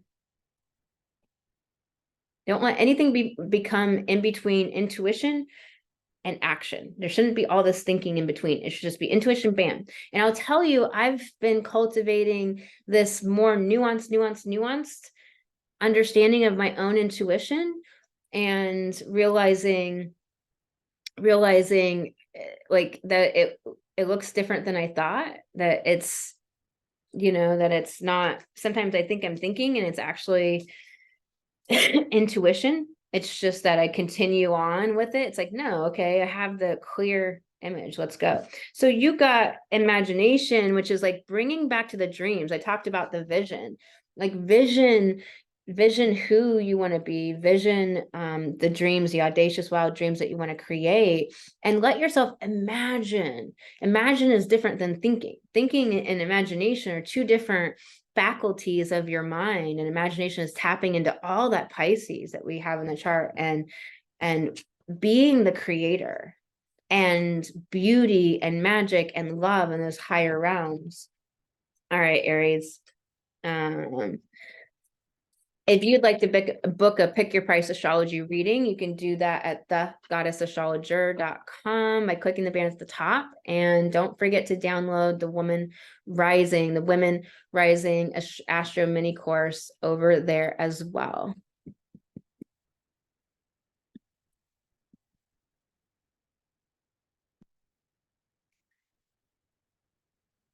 Taurus, new moon's in your third house of thinking and being ambulatory and embracing all of life's experiences and moving about and the creative downloads and curating and synthesizing data and talking to friends, connecting, and the mind. And since this moon is sextile Uranus and exactly conjunct Vulcan, about individuating from old mind junk. So Taurus, this is the big theme for you, is where's all of the mind stories, narratives that are disempowering, that are limiting you, blocking you, holding you back, or where your brain is just like looping and just where it seems like that's so important to focus on when it's not. This new moon has a square to the nodes. There's action to be taking about relating and building relationships and healing the wounds around relationships that are limiting and holding you back and blocking you. And maybe you're doing that. Maybe every time it's put in your path, you're handling it and just get quicker with it. Don't delay and put things off, because that creates anxiety and these big stories in the mind. It's just not necessary. It's like, it's not going to get any better. It's only going to become a bigger and bigger monster. And the square to the north node in the first house about stepping into this identity of value, self-worth, self-determination, that you determine your life. You're the creator of your life. And this Uranus is lifting the veils in your first house of who you really are and who you're not. And so there can be some confusion a little bit as these veils are lifted, because the old who you thought you were is being dissolved away. And that can be unsettling and ungrounding. So don't be worried about that. And don't try to grasp upon something to identify yourself as. Let the unfolding of your soul unfold like a beautiful flower, because there's something new being birthed here with this new moon. And then the nodes change the next day, and all of this Leo energy is in your fourth house of home and family and your emotional seascape, your foundation, your self-identification, which allows you to grow the tree branches out into the world of the reputation, the soul mission, the higher calling. And so all of this Lilith, where you're subservient, where to reclaim your power, and where there may be anger and hurt, it's like this home. So all the family stuff, all the childhood wounding, you might be having memories come up, you might have a lot of things flitting through your consciousness, surfacing, that haven't come up in a long time. And this Mercury has a lot of mental focus, a lot of like very focused, driven mental energy, and that can get a lot done, especially with this Mars and Virgo here in your fifth house of standing on stage, of being the performer, bringing your gifts to the world. It can really get organized and get grounded and bring some grounding to the foundation building of where that can bounce off from. This Neptune yod, Saturn and Neptune in your 11th house of people and relationships and groups and your audience, and bringing your gifts to the world, and that higher mind and that wisdom, that love wisdom, that is with Saturn in retrograde Pisces. It's like whatever's not of soul, it's just like it's going to be shed away, or you're going to see how you don't feel good. Like what generally happens with this is like you just won't feel good in that relationship, in that conversation, in that connection. And when it doesn't feel good, it tells you everything. Obviously, though, we have to walk the journey of letting that person know, letting them go, saying the thing, canceling the appointment. And this sextile between the 7th and And the 4th house is of home and family and comfort and security, and the 7th house of relationships. And there'll be some breakthroughs there, and some understandings. And also this Yod to Venus in that 4th house of like pointing to bringing the light of the feminine to the foundation of who you are as your self-identification, like the solidity of yourself, the light of the feminine, and that love, and just being in that certitude of that.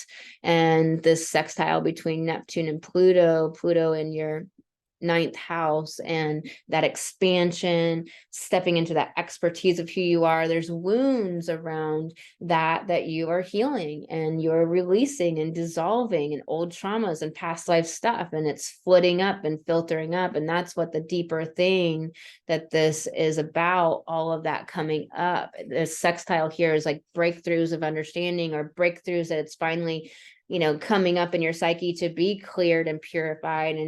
And Pluto is that death. And so understanding that Jupiter in the 1st, it can want to be comfortable and resist that temptation to move into the higher expressions of your feminine and the next upgrade of yourself. That Chiron in the 12th house, all those childhood wounds or past life wounds, with that sesquisquare to Mars. And it's just where Mars can really not want to get organized and takes action because of like nebulous old stuff that you can't put your finger on. And it's just really where you're going to have to probably muscle through it and move through it, and push yourself to do it. And it's just what this kind of aspect is. All right, let's pull you some cards. Taurus. All right, this wanted to come up right away. Magic happens when you most expect it. And so it's really being in that 5D consciousness, stepping out of the 3D, stepping out of the problems and the challenges, and dealing with, it's not spiritual bypass. It's not denying any of it's there. It's coming to it from that 5D because you stepped out of that 3D into the 5D and coming to the problem now from that place, from that more evolved place. Chanting, dancing, singing, painting, things that give you joy and lift you up. Walking integrates information, especially if you don't have music and you let your arms swing freely. It's a bilateral therapy, and it integrates the 2 hemispheres of the brain. And so it just integrates information. Between 2020 and 2021, I walked like 1,500 miles. I sometimes have to go for a couple walks a day if there's just like, I'm just integrating a lot of heavy energies, or a lot of things are going down, or different scenarios. And like today was like a 2-walk day, although it's 106 degrees here. So I didn't go for that second walk. I went for a drive in the air conditioning instead, but it wasn't like really satisfying enough. I really needed to walk. And so it's understanding like how you can expect the magic to happen. Like, how can you deal with the subconscious beliefs that are blocking you from believing, no, this is just happens? Like, basically it's really about like those, the things you're trying to create. It's really about believing into it. What do you need to do to match yourself to know this is fucking true? Like, what part of your psyche doesn't think it's true? And that's where you go in and be like, okay, is it emotions? Is it subconscious beliefs? Is it the conscious mind? Is it nervous system dysregulation or PTSD flare up? Is it, what is it? Is it past life stuff, energetic realm? Remember, like the healing has, I didn't show this, but healing and upgrading is 4 areas: mental, emotional, the physical, physiological, and the energetic. So you got the good kind, but it's in a protection message. So it's really saying that, are you not thinking that you're a good one? You're a good egg. You're a good person. Abuse, trauma, different circumstances in our life, past life abuse and trauma can makes you think that, no, you're bad, there's something wrong with you, or you're the issue and the problem, when actually those are the abusers that need you to think that so they can get away with keep abusing you. And that kind of thing can get really tangled up in our psyche, and we can just really feel like we're not good underneath. And so it's like retraining that subconscious mind that, no, I am good. I am a good egg. I am a good person. And it's not that I really believe in this good person, bad person dynamic, is what I'm saying. It's more like we need to put that belief in, because the world runs on that way of defining things. So we need to actually counter the subconscious belief that we're bad. And also just it's like, are you letting your mind kick your ass, judge you, beat you up? Like at least you should not be putting you down. At least you should not be putting you down and judging you and admonishing you and being so hard on you. Give yourself a break. Give yourself some self-compassion.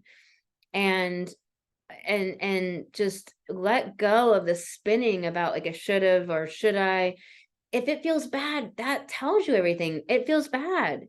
And the compassion, we can use our compassion against our own self, against our own best interest. So don't use your compassion against your own best interest.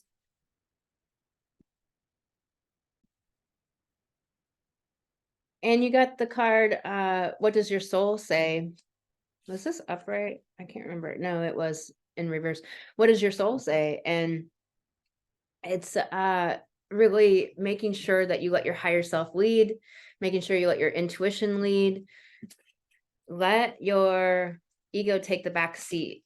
And I've talked about this exercise on the podcast. Like Goddess podcast link is below, and also in the last couple of videos, where you can do this exercise for about 6 weeks. Ask your higher self questions that are low risk, so your ego won't freak out. And your ego can begin to learn to trust your higher self. When you ask your higher self, what should I do? Should I turn left or right? Should I eat tacos tonight? What should I do now? But doing it when you're okay with whatever the answer is, and it telling you to go do something, like go for a walk, go out to nature, go take a bath. Like, be ready to make sure you do what your higher self says. That's why, choose low risk things, and don't ask it predictive type questions at this moment for this exercise, so that your ego can start to begin to trust your higher self. So let your soul lead you, not your mind. This can be a really buzzy time for the mind. And I got soul on fire. Like, keep that passion and energy and that forward momentum going. Keep it going. You got this. Just control the mind, just doing what minds do. And you got Abanolaka. Abano. I've never been able to figure out how to say this. I have to practice it sometime. It's not normal consonants. It's not typical English consonants together. So Abanolaka. Anyways, so she who battles, justice, fierce, commitment. And so I love this, like the white dress in a battlefield. You can see like the bombs going off somewhere in the background, and the red, it's like this battlefield, but she's wearing a clean white dress and the skull and the sword, but she's just fierce and poised. She's not like urgent, scared, fearful, looking out. It's just like she's just ready if she needs to be, but she's like in that, like of the light, pure, of the love consciousness, and this commitment. Like, there's this will about her. There's this there's this presence about her of this will and this commitment, and yet like this certainty and knowingness inside her. So you got this, Taurus. If you'd like to book a pick your price reading, you can do that at thegoddessastrologer.com, and make sure to go there and download the Women Rising Astro mini course to really dig in to some of the basics around your astrology and your personal chart, to understand so much easier how to snag your empowerment in this life. All right, I'll see you next time, Taurus.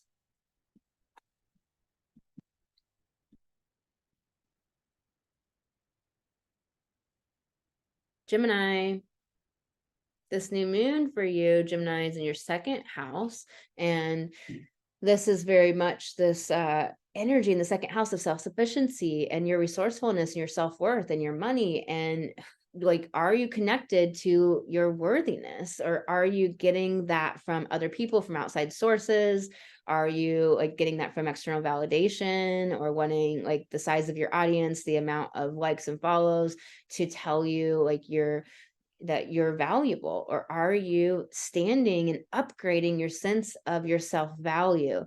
This is an upgrade of your sense of self-value. This is a Cancer new moon in the second house, this Vulcan wanting you to individuate and break free from these old ways that you built your value upon, the old things that you built your self-value upon, and to break free from anything that is not pure and of its own. And this Uranus in the 12th of the past life issues and karma, sextiles, breakthroughs of understandings and helpful things, yet there's these squares to the nodes that are saying you must take action to do the healing stuff, but there's breakthroughs to your feminine light in that third house, like how you think about everything, how you think about your sense of light, sense of power in the world, just your thinking in general, and how that's a detriment or it's serving you, it's helping you or it's holding you back, and what it's creating. Most people think like they feel the way they do because of the circumstances that happen, but there's a thought in between there. That thought is creating your emotions, which drive your behavior. And so you're gonna have understandings around how you're thinking that's not serving you and not helping you, but you must take action to think new thoughts, to reprogram, to pattern interrupt, to reprogram the mind, the beta brain, conscious brain, and to reprogram the subconscious mind. And it's going to take that effort and the deeper work. That south node for you is in the sixth house, around your schedules and your day-to-day life, your life force energy, and your integration of everything functioning so that you can serve humanity. It's in this area of your life, of your day-to-day work, like your hour-to-hour, moment-to-moment work that you do in your life and your business, and where there is feeling like the drudgery, the mundaneness, like feeling robotic, or feeling like you're not unappreciated or not valued. Like, you have to value yourself and claim your value. It can't be other people valuing you and then you're like, yeah, that's how it should be. It's like, no, you have to claim your value and make sure your mind is of the stories, of the narrative, that is the case. And then other people will either bounce out of your world because they don't, or they will hop to and do that. This yod to Venus here, third house, the mind, and Pluto, old wounding and issues around your expertise, standing in your authority, standing in as a leader in the world. And this Neptune and Saturn in the 10th house is sextile to Neptune, about that spiritual intent coming through your business, of the higher love, the love consciousness coming through your business, and that the wounding is, to the degree that your wounding is dealt with and healed, and that you're not through that lens, is to the degree that the spiritual intent can come through in your business. And there's breakthroughs here with this new moon. There's breakthroughs and understandings. And then this yod to Neptune, and that will allow you to have that more loving compassion for yourself, and be of the mind of the feminine light, be the mind of the feminine light. And then this yod to Neptune in the 10th, your legacy, how people see you, your reputation in the world, your business, your soul mission. And so the south node and Venus, like the understandings of the divine feminine, and how you think, like thinking for that, how you bring that into the world, bring the light of the divine feminine into the world, and the wounding that stops or hinders or supports and fuels you of driving the spiritual intent in your business. Chiron in the 11th could be some wounding coming up around your audience building, different friendships, or that more impersonal relationships. So big new moon for you. Let's pull some cards, Gemini.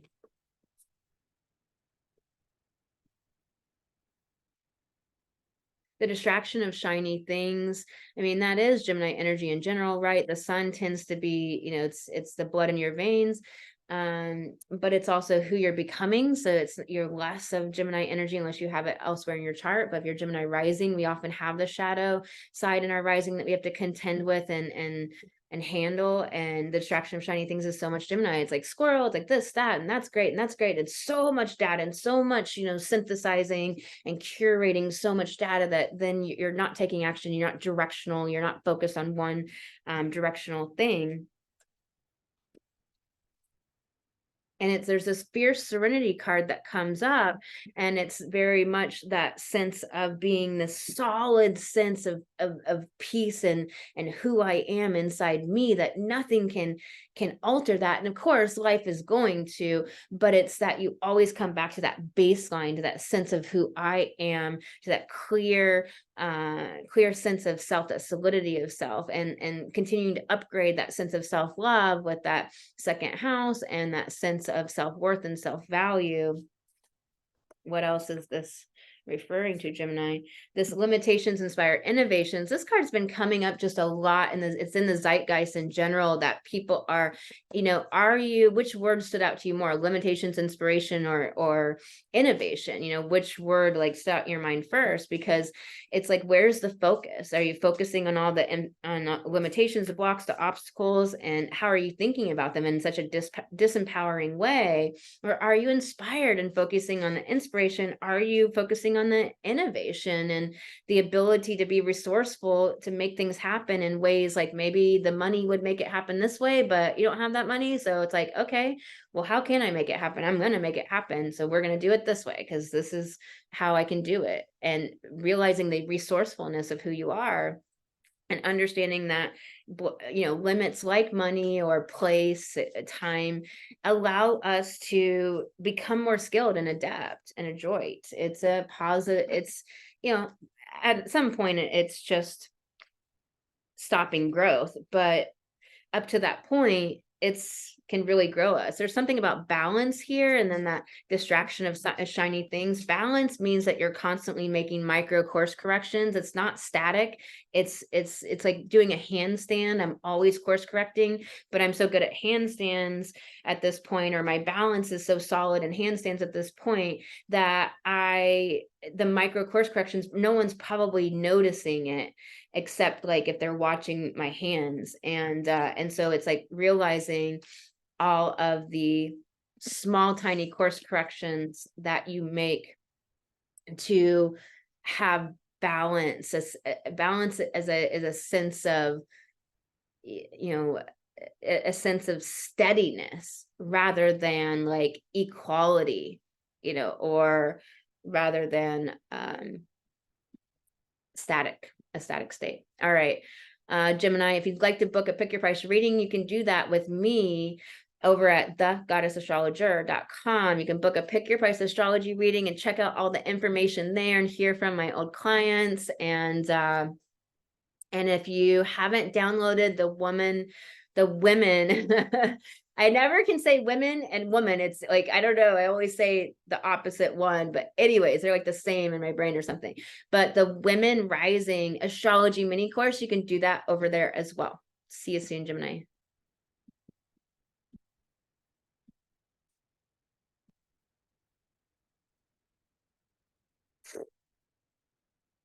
All right, Cancer.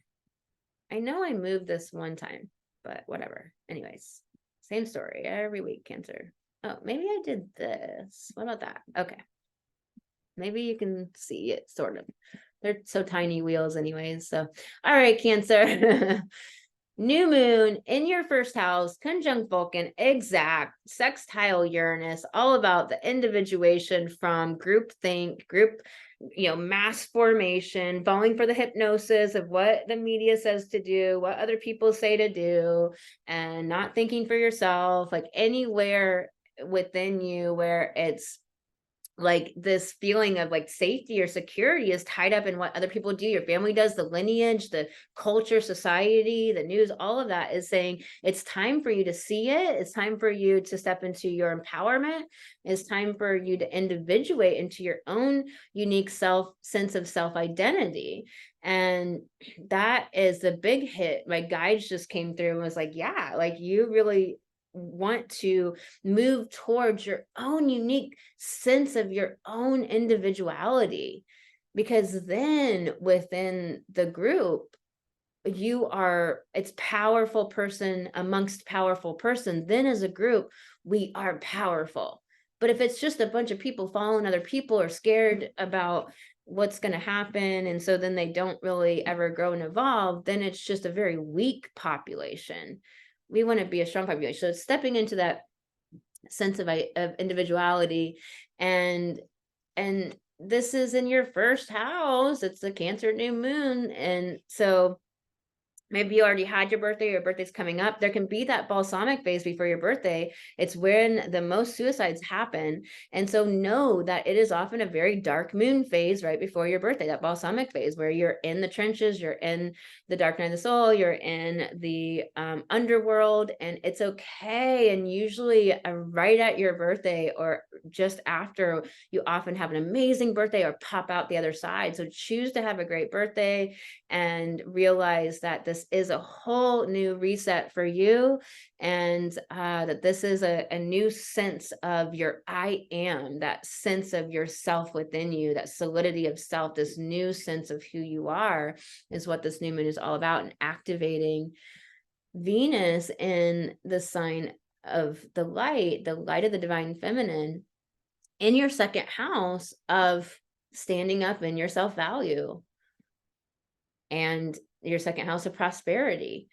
And Neptune is in your ninth house of being the expert in your business, of gathering those big philosophical or metaphysical overviews, broad understandings of life, and the wound in the seventh house around people. That's where you are having some breakthroughs and understanding so that you can stand in your sense of your value and bring the light of the feminine forward and anchor that in your life and in your world at a new and higher level, with that spiritual intention of Neptune, with the Yod's Neptune and the breakthroughs from Venus to the South Node, and then with these squares to the node, saying like we must take action on taking great care of ourselves, being self-sufficient, valuing ourselves, upgrading our self-worth, and healing the wounds. That's what the square from this new moon is, and the squares from Pluto to the nodes as well. So big moon for you, Cancer, and birthday time as well.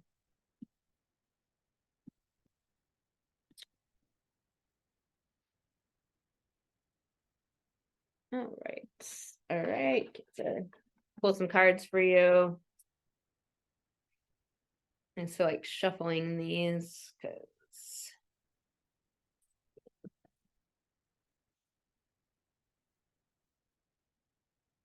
the energy says is needed.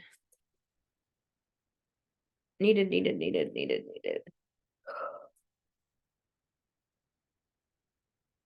All right, let's go, Cancer. Fierce serenity. This card is really about that sense of self, that sense of peacefulness inside, that sense of what brings you balance and homeostasis, and your positive 5D baseline, your place from that higher sense of self-love and self-worth, and this like let nothing disrupt what allows you to be grounded and powerful within you. Let nothing disturb your sense of empowerment.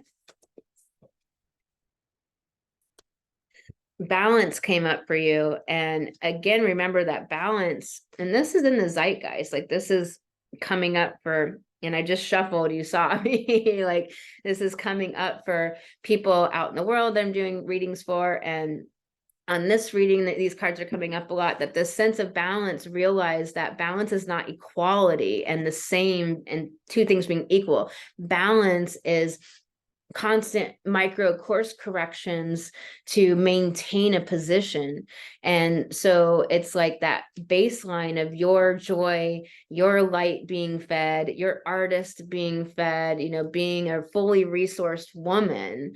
What allows you that, and make sure you're getting the salt fast, make sure you're getting connection and stimulation and new information and hugs and all the things that you personally need in your life. And it says you are light, but it's in a protection message. Are you not like understanding that you are actually the light? Are you not not showing up that way and bringing that? Is there just been too much hard stuff going on, especially with birthday time, that balsamic phase before your birthday? Is there just been too much hard, challenging issues? Is like, how can you reorientate yourself inside of yourself to realizing that I am of light, I'm infinite, and I'm actually it myself. And when you come from that place, now what decisions do you make? Now, how do you go about your day?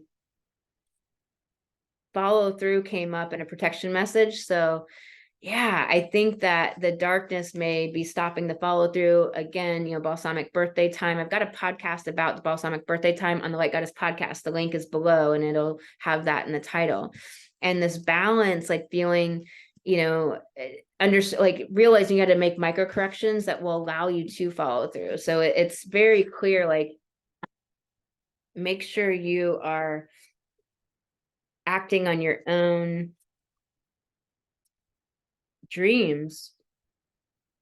And sometimes it's just one little small step and another little small step. Sometimes you're all ready for the big swaths of action and momentum and making things happen. And other times in our life, we just said, like, let's just get this small thing done. Let's just get this small thing done. And small things are big things. They add up. You got Colette, she who nurtures, empathy, gentleness, bright. And that's, this deep part of Cancer, but it's also the shadow of Cancer as well, where it doesn't allow the growth because it's over nurturing to death. Like it's like the mother that nurtures the child and does everything for them. They never learn how to clean their own laundry and take care of their own selves and do their own meals because the mom, like, does everything for them. So it's having nurturing compassion for yourself through the journey, through any parts of difficulty or darkness, or working on becoming able to follow through always, etc. And also, though, don't nurture yourself into stagnation and not taking action. So it's that, it's always we live in a polarity universe. So it's always that polarity. And you got Geneva, she who radiates, just giving you an extra card for your birthday, Cancer, knowing, ambition, and confidence. And this card, I love it. It's so powerful, where it's just, it is certitude. And it's that Leo energy after the Cancer I talked about in the first half of the video, that confidence, that ambition, and knowing. And so, yes. All right, Cancer, sending you so much love. And if you'd like to book a pick your price astrology reading, you can do that at thegoddessastrologer.com and find out more information there. And make sure to download the Women Rising Astrology mini course there as well. See you soon, Cancer.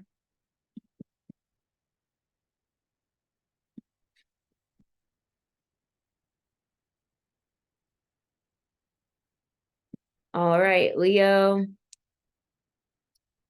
This is in your 12th house of all of the shadow, what's hidden from your own psychology, your own self, really understanding these matters. But it's very much the past life stuff. It's a house of completion. So with the new moon being in this house, there has been maybe a lot of challenging things that you're closing chapters on. You're closing maybe whole books or chapters within books.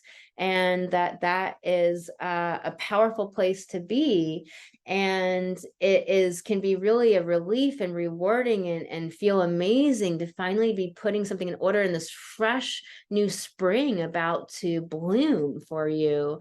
And also, though it could be quite painful, quite a lot of loss and pain and grief, and you may be going through the grief of it all, and grief has its own journey through us. Allow that to be okay. You're individuating from past life stuff here. You're breaking free from past life ways that tamped your feminine genius down, that tamped your feminine light, that didn't allow you to explore who you are, the amazing woman that you are, and to know who she is and to stand up and your value.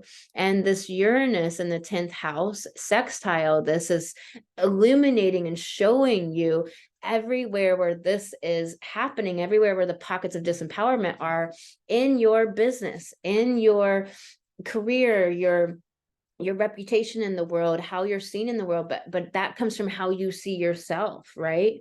Because it's always through the lens, through the lens, through the lens. So the squares to the nodes are asking you to take action on the healing of all these breakthroughs and insights that are coming this week, and stand up in your self-value.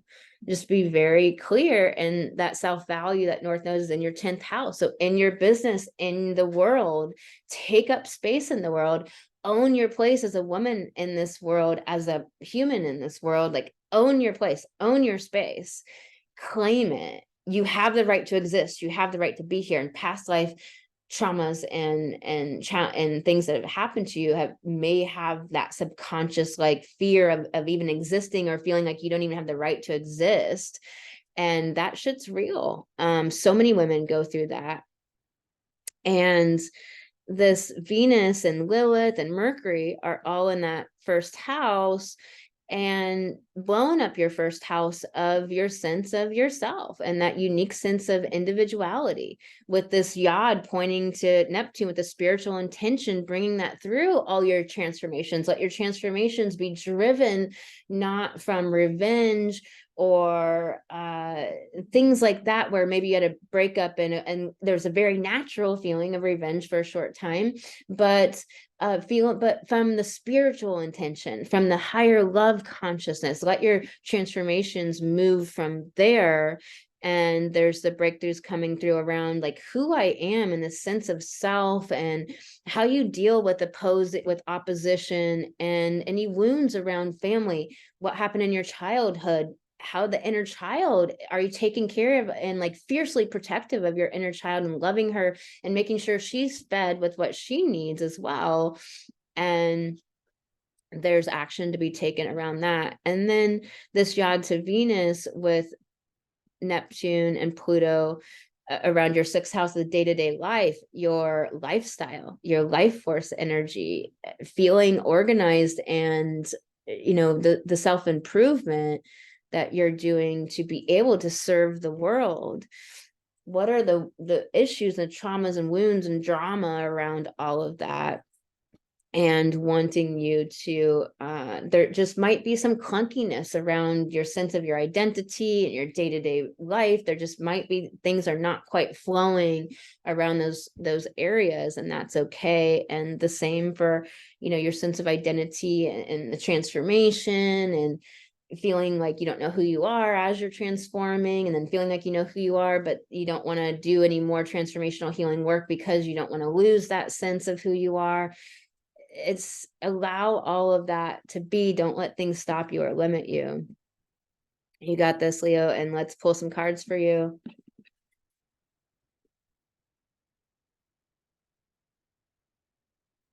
Collaboration of souls, and very much as a time of partnership. Who are the souls you're collaborating with? Does it feel so good?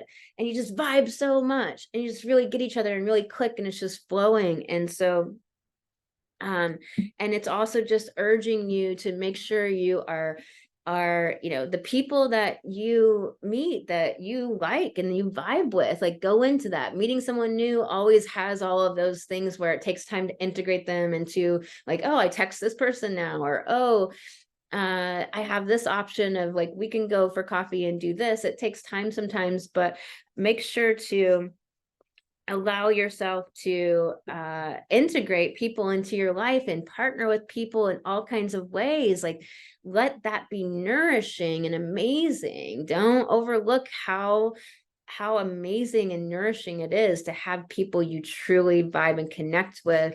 And it takes time to get to know people. Inflow with money and a protection message. So there's some negative self-talk. There's some negative stories going down about money. And you got to get a hold of your mind around money and stop telling the bullshit stories, and just what are the facts about your money numbers? Because you got manifestation and doing, where it's like too much doing and not being like, not believing and coming from this place of you're dealing with your subconscious beliefs, like coming from this place of creating it too. Or there's too much like energetic manifesting work and you're not actually taking action. So it's one of the two. You need to combine both.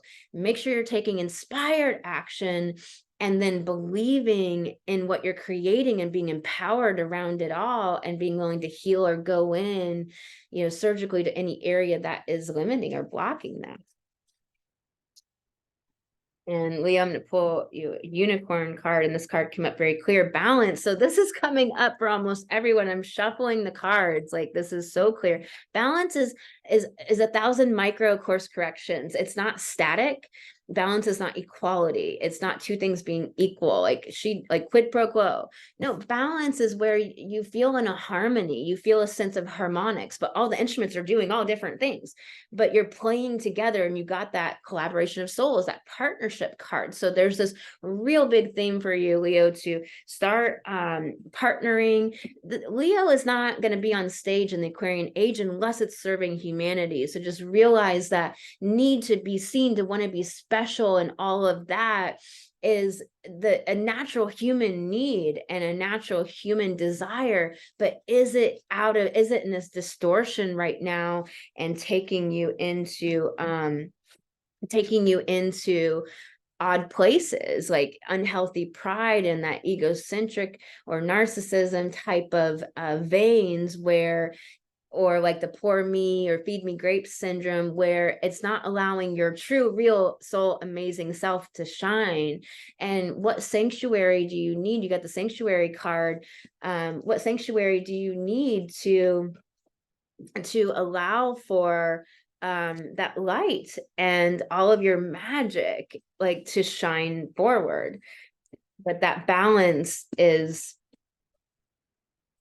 needed to that partnership, partnering with other people, allowing people to be there for you, and you being there for others. All right, Leo, if you'd like to book a pick your price astrology reading, you can do that at thegoddessastrologer.com and find out more information there. And don't forget to download the Women Rising Astro mini course there as well. I'll see you soon, Leo.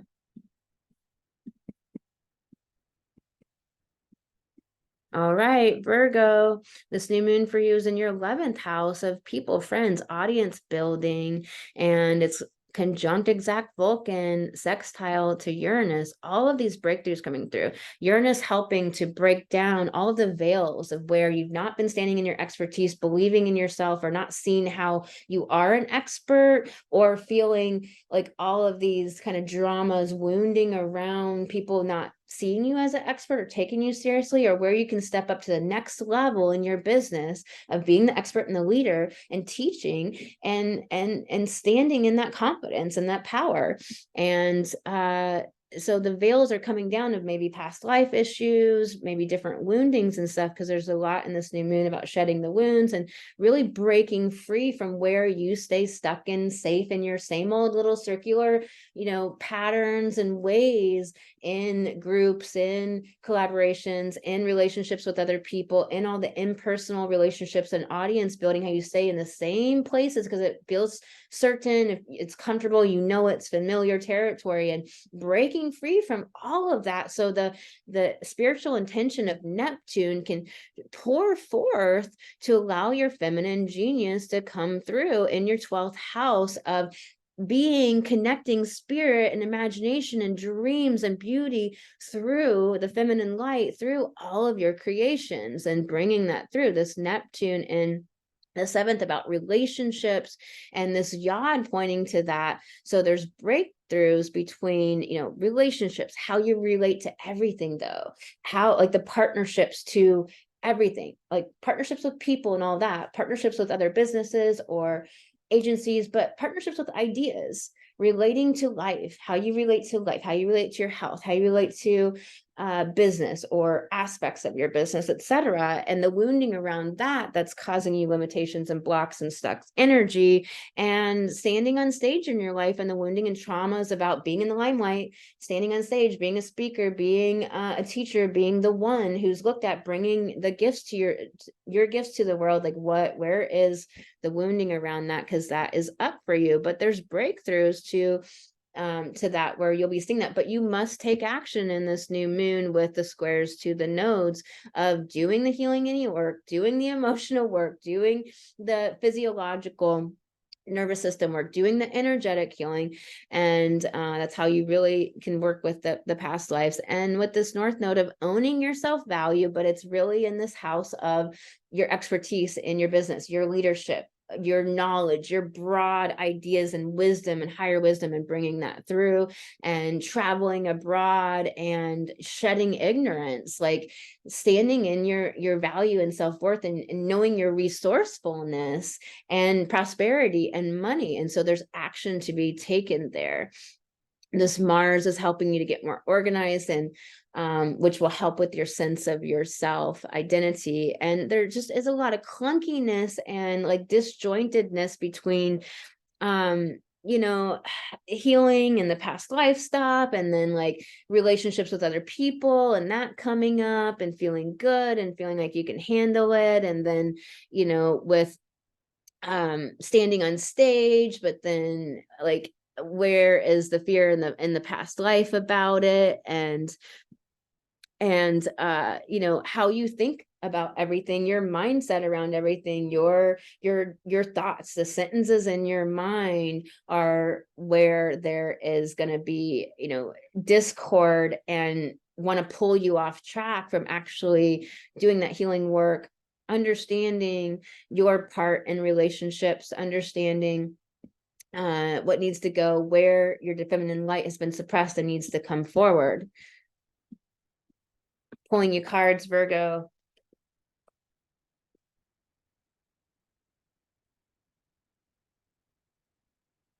Bravely market your magic, Virgo. This is so much to say that where are you procrastinating, holding yourself back, and why? Because of the past life stuff, because of the sentences in your mind, and because of relationships, fear of losing somebody, fear of how they'll look at you and how they'll think about you. I really covered that deeply in the first part, so I'd make sure to check that out, because it really serve you to letting go of that Libra shadow stuff, because right after this new moon, Libra South Node, bam. So is it that you have marketed all this way, and now you are stepping into a next level upgrade in your business of how to market your beautiful work and your gifts and yourself and your marketing copy, or how you present to the world, or stepping into the next level of confidence with that? The edge of evolution feels messy. And so it's saying that it feels like everything's falling apart with it. When you're stepping into an upgrade and you're upgrading, you feel like you don't know where the walls and ceilings and floors are. And that's okay. That's actually the way it's supposed to be. That means the old way is dying, and you don't want that anymore. It's chewed gums, no flavor. And befriend, polarize. And this is all about how it's, you know, not all or nothing, and it's not one way or another. It's not light or bad. It is both. We live in an oppositional universe, so there's always going to be polarity, period. No matter what dimension, if you're in this universe, no matter what dimension you are, no matter what level of consciousness, no matter how 5D, 6D, 10D, and you don't even have a body anymore, like it's polarity in this universe. So you're going to have to deal with it in some way. And so that befriending, the word polarize, is saying being able to hold two disparate thoughts at one time, which is the opposite polarity of you, Virgo, Pisces. That Pisces is a holistic understanding of the whole picture, which includes all of the parts, good, bad, the ugly, the depraved, you know, all of that. Obviously, we're working to turn the volume way down on the depraved and turn the darkness, depravity, into a different type of contrast, because we still have the opposition, but darkness doesn't have to be depraved. It could just be contrast and a difference. And that could be the new, you know, polarity in that realm. Let's pull you a goddess card, Virgo. This came up for you right away. Jocelyn, she who persists, perspective, defiant, persistence. And it's this interesting energy of like this headscarf. It doesn't look exactly like a hijab, but it gives me that, you know, impression. But it's like it's like something about like suppression, something about forlorn, stuck in some sort of place. And it's like she who persists and is determined beyond that, and like she's not going to let that be her identity. She's like, just if you can see the energy of this, and this kind of over here, and then the energy of her, it's like she's not going to let that define her. She's not going to let that be her story, and she's also going to come out of this. So very much you are supported. Believe that the universe got your back, and I will see you soon, Virgo. If you want to book a pick your price astrology reading, go to thegoddessastrologer.com and you get more information there, and make sure to download the Women Rising Astrology mini course there for free. I'll see you soon, Virgo. All right, Libra, this is 10th house new moon for you. Amazing new moon about individuating and breaking free in your 10th house. So your sacred calling, your business, your mission, and all about your connection to like your reputation, your legacy, how you're seen in the world, taking up space in this world. And it's that Cancer energy and that opposite house energy. And so it's really this breaking free from the old ways that you allowed what others thought of you and the good opinion of others to make you contort and move in different directions and dim or shine based upon all of that. And it's like, no, you just got to break free from all that and shine and be clear and really eliminate all those pockets of disempowerment, particularly related to transforming and the wound and the occult and being a psychic woman, being a woman with all of this connection to the spiritual realm and the invisible realm, and also around other people's money and taking money for your work and charging for your services. So that's going to be illuminated big time for you. There is this square to the nodes in your 2nd house and 8th house, and so there's action to be taken on owning your value and your psychic gifts, owning your value as a woman connected to the spiritual realms, your value in money, and taking money for your services that you offer, for the value you create in the world, and expecting that and owning that you deserve that, and people deserve you. They deserve your value that you're creating, your services or your products. Like, do you see it that way?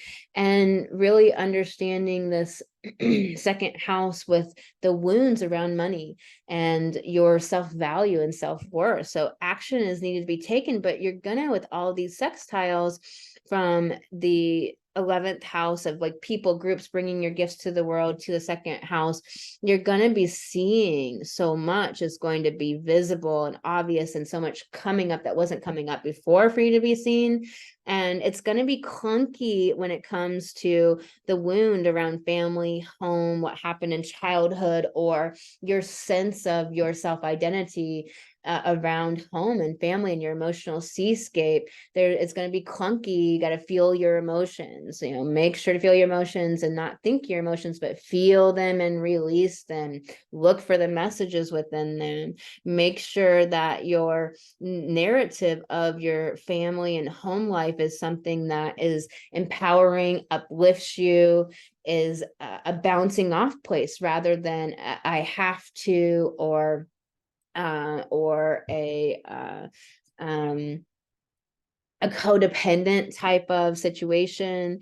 And Libra, if your sun or rising, you're gonna have the south node hit your sun or rising. It could be a little notice transit, or it could be something you could really capitalize on. But depending on the degree of your nodes, the nodes move backwards. They start at 29 and go down to 0. And so it'll be hitting your sun or your rising, depending on which one you are listening to this. And so it could be a really great like upgrade, destiny check-in moment of purpose revealed. So really important and beautiful to look at that, and realize also there could be some real clunkiness between your day-to-day life and getting things done and accomplished, and being with other people, bringing your gifts out there to the world and your day-to-day life, and how do you do both, and trying to figure out the schedules, and just let it be clunky for now. Let yourself figure it out and flow and try this and try that, and you'll eventually get it, and this will resolve. There's a sextile between your fourth house and your sixth house. So there's a lot of understandings coming through of how to do it better, how to try again, how to give yourself a lot of self-compassion and breakthroughs. And there's that spiritual intention that wants to come into your day-to-day work in the home, in your business, in all areas, but your day-to-day, everyday life. There is this spiritual intention where it wants to be driven from that love consciousness instead of this mind personality 3D, got to get it done, this is all the stuff consciousness. Step into the 5D with that everyday world stuff, home, house, all that kind of stuff. Step into the 5D with it and come at the problem from that place and let the solution resolve and the solution unfold. And also bringing your feminine light forward into your participation with other people, groups, collaborations, and putting your name out there, building your audience. Let your feminine light shine through and that transmission come through. Let's pull you cards, Libra. I'm going to have to grab some dinner in a minute. Bravely market your magic, Libra. And I shuffled, and this card, has come up already. So it's not like likely it would just come up. This is for you. Bravely market your magic. Be bold. Be brave. Just do it. Know that it's a process of learning the skill set and that it's never done. You'll only just get a lot more comfortable, familiar, and really good at it over time. But you'll still be having to find out how to tweak your marketing copy again, 10 years from now. It's just an evolving story, but you'll get more comfortable and you'll get better at it and you'll get quicker at it. And you won't have any trauma drama in the mind about it if you just go out there and make sure to get at it consistently, because that's when it'll really start to finally become more comfortable and you'll feel like you know what you're doing, etc. Magic happens when you most expect it. Be in the expectation of things working out. Expect it to work out. I don't know how it's going to work out, but this is going to work out, damn it. It's going to work out in my favor. Coming from that kind of energy in that place, wow, that's going to be different. Changemaker, make waves. It's in the protection message. So you're not connecting to realizing with your business to that, like, you're a changemaker, that, but you're not connecting to the purpose of helping humanity be liberated and free. However, your work particularly does that, but connect to the higher vision to get up out of all the drama and trauma of like how I'm seen, how people see me, like how are they going to think about me and all that stuff. Connect to the higher purpose of serving humanity, and that's going to get you out of all of that drama. And you got Enid, she who doubts, fear, wariness, trust. And so it's like that doubt will hold you back. And it's unsure of other people, unsure of yourself or who you are. And that just like shrinks you down. And instead, the trust is about trusting that the divine will have the next step for you to step on, but remembering you are the divine too, that it's you both co-creating, because you are that. I am that I am. So knowing that you're creating this, your higher self can see around the obstacles and blocks. So tapping into the higher self, letting that lead and guide. You got this, Libra. If you'd like to book a pick your price astrology reading, you can do that at thegoddessastrologer.com, and you can find out more information there. And make sure to download the Women Rising Astrology mini course for free there as well. See you soon, Libra.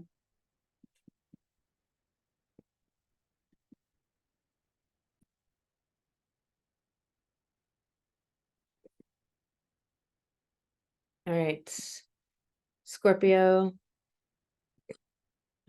new moon for you happening in the 9th house of your expertise, of shedding all the ignorances that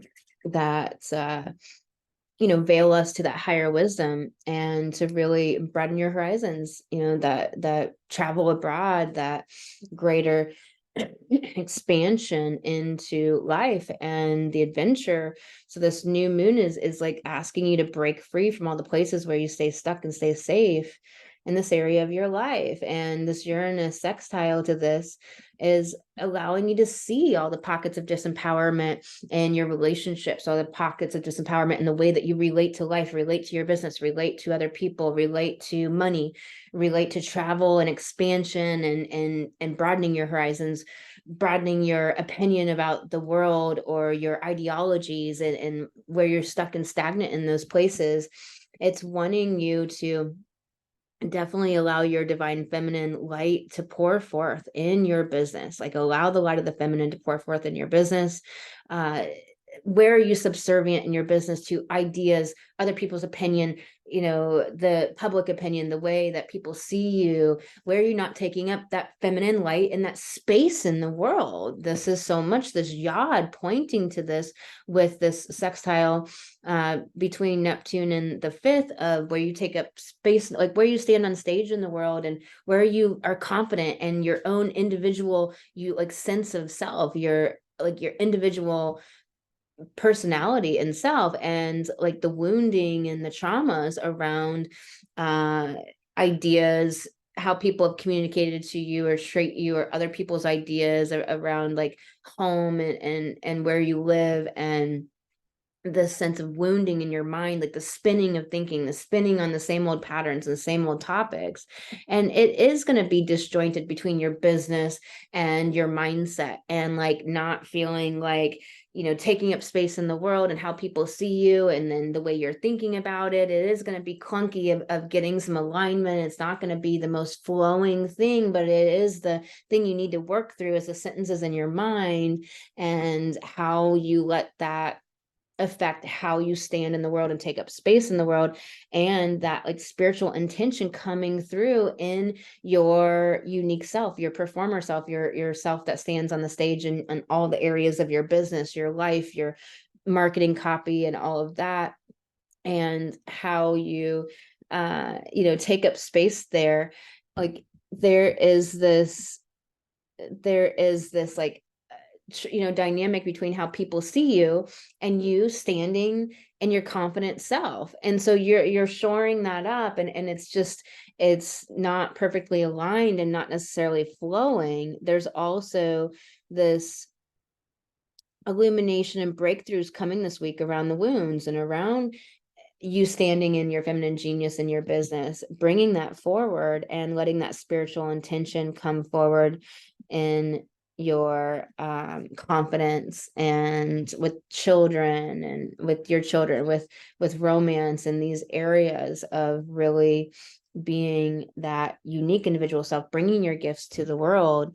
But there will be some adjustments and some figuring out, and a lack of just really smooth flowing, and that's okay. Let that be okay. It's nothing's went wrong. That's just the energies at the moment.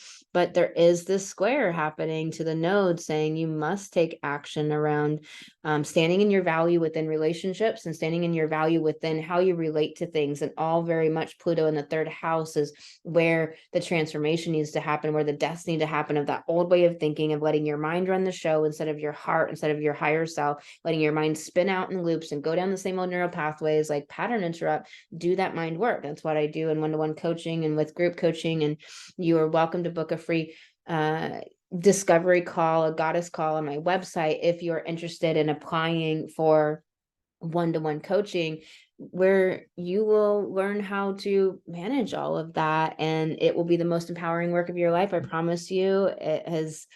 It absolutely is the transformation. And so that's where it's really needed, but action is needed to take action in your how you see yourself, how you handle threats. There's wounding in all those places, and past life trauma, and so you must take action to actually heal and go in. Is it on the energetic level, emotional, mental, or the physiological nervous system level, or taking action level? But you must take action there to do that, and to claim your value within relationships and how you see the world. So really powerful new moon, a birth happening in this area of you as a leader in your life and in your business and in the world as a feminine woman, and so forth. Let's see. Okay. And just so you know, all are welcome here. My niche is women, audacious, feminine, soulpreneurs. So understand that that's who I speak to, but all are welcome. And so, adjust things in your mind for your situation. But I just want to make sure to put that out there. Nourish the sacred feminine. Like, are you feeding and being a fully resourced woman, taking salt baths, feeling your emotions all the way through, releasing them, and like giving yourself a limit, not marinating in them and being up in the emotionality? That's different than actually feeling rather than thinking them, getting the messages, retrieving the messages, and then releasing them. That's really different than being in the emotionality, which, Scorpio is an emotional sign, but Scorpio can be frozen emotions where they're stuck. And so they might need some energetic work to move that through. And do you need play? Do you need joy? Do you need mental, stimulation, great conversations, pleasure of all types? Where are your pleasure centers activated? Are you connected to self and self intimacy? Are you getting novelty and unique experiences? We need all of these areas to be fully resourced woman. We need rest, and we need great meals, and we need that connection to the earth and nature and the wilderness.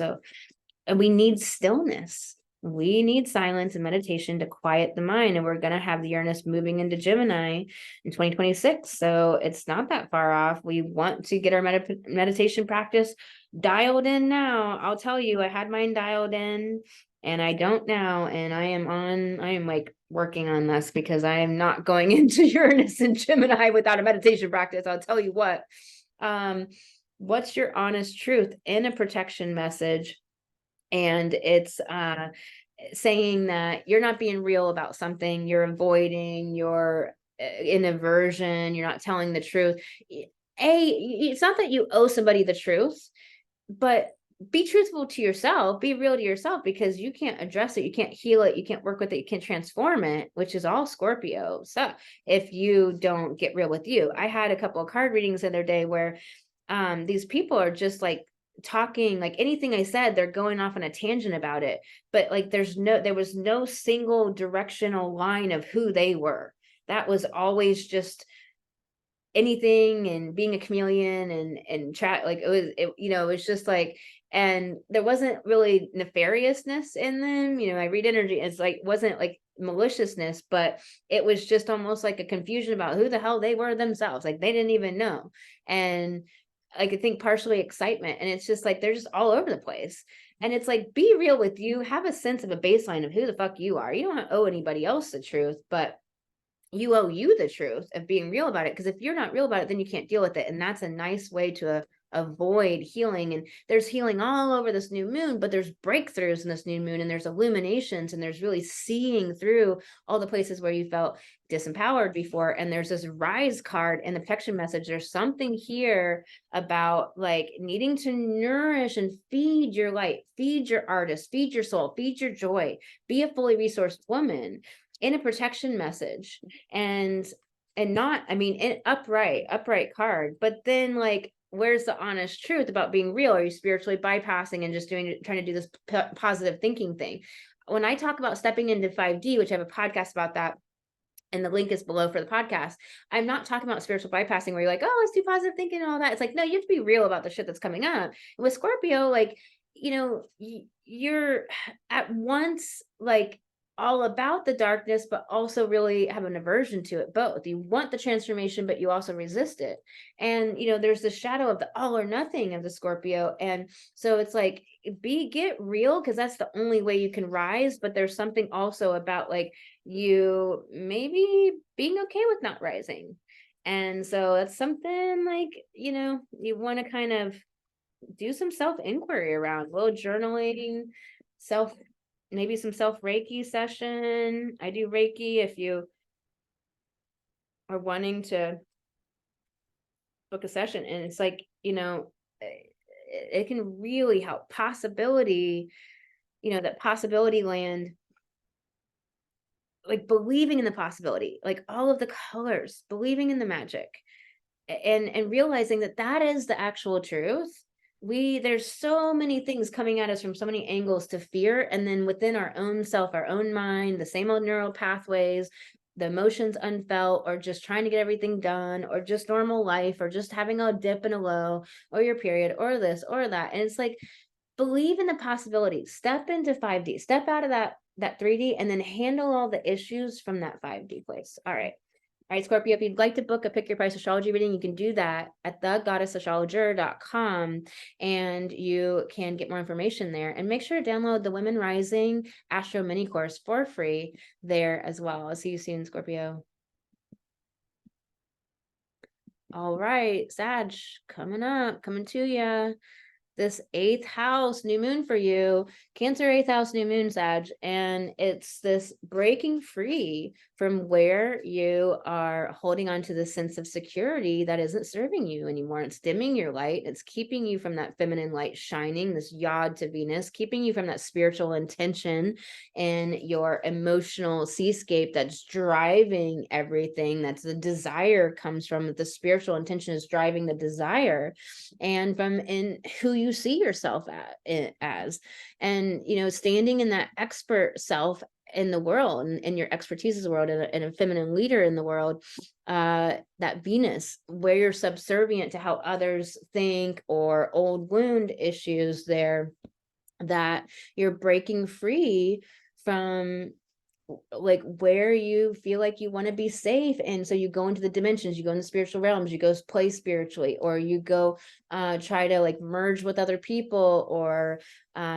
be up in the codependency stuff. And it's like, that's not, like, you're being asked to break free in this new moon, and you have the support and the help to do it. And Uranus with that sextile to the new moon is helping you to see the pockets of disempowerment within you, especially around your day-to-day life, your scheduling, your organization, your life force energy, your lifestyle, the lifestyle that you want to live versus the one you feel like maybe you have to live, and reclaiming your power there. And Uranus is going to show you where you're being disempowered and all of that, but you have to be willing to face your own disempowerment, the pockets of where you're being a victim, where you're like not owning your own power. Like, I was working with someone the other day, and they were saying, like, it was a breakup, so they were in the midst of needing to process in the normal phases of that. Nothing right, wrong, good or bad about that, just normal.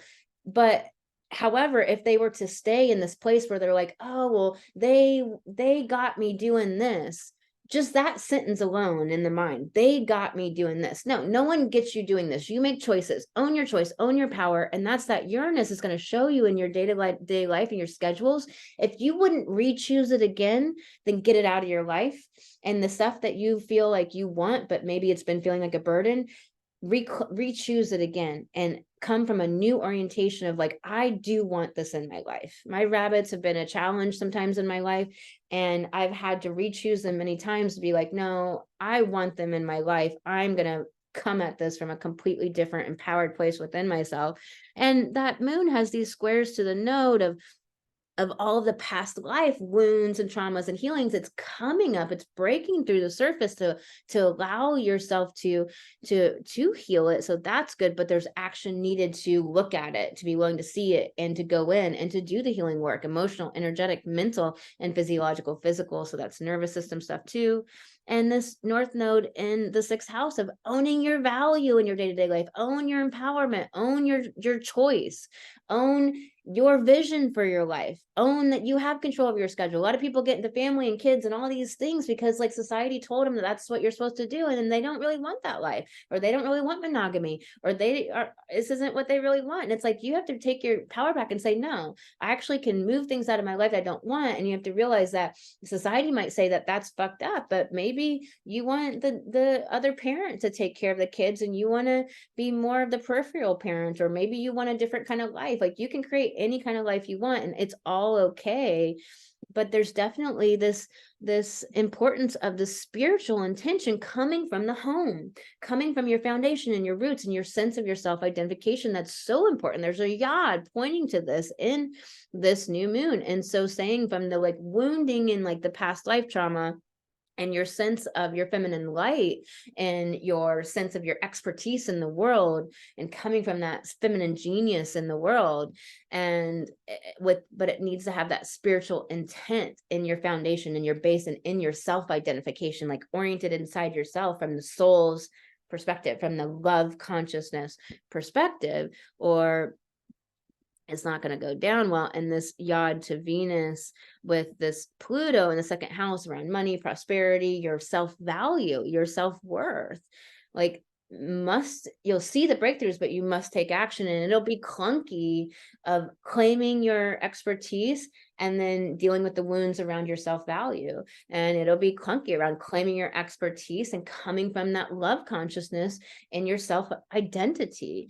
And it'll be clunky between like all the past life wounds and being in the love consciousness, and from all of like the standing in your expertise without the superiority complex and coming from that love consciousness. There'll be some clunkiness between all of that. And it's this adjusting period. It's this figuring out, this lack of flow, but we have to go through it to figure it out. All right, Sads, let's get you some cards pulled. All right. These cards came up for you. Integrate your knowing with the feminine fox on it. The fox is a very divine feminine symbol. And this card came up. It's kind of in the zeitgeist. And I am shuffling, nourish the sacred feminine. You got two feminine cards, like very focused on that. And then integrate your knowing, which is saying that like you may be taking in a ton of data and information.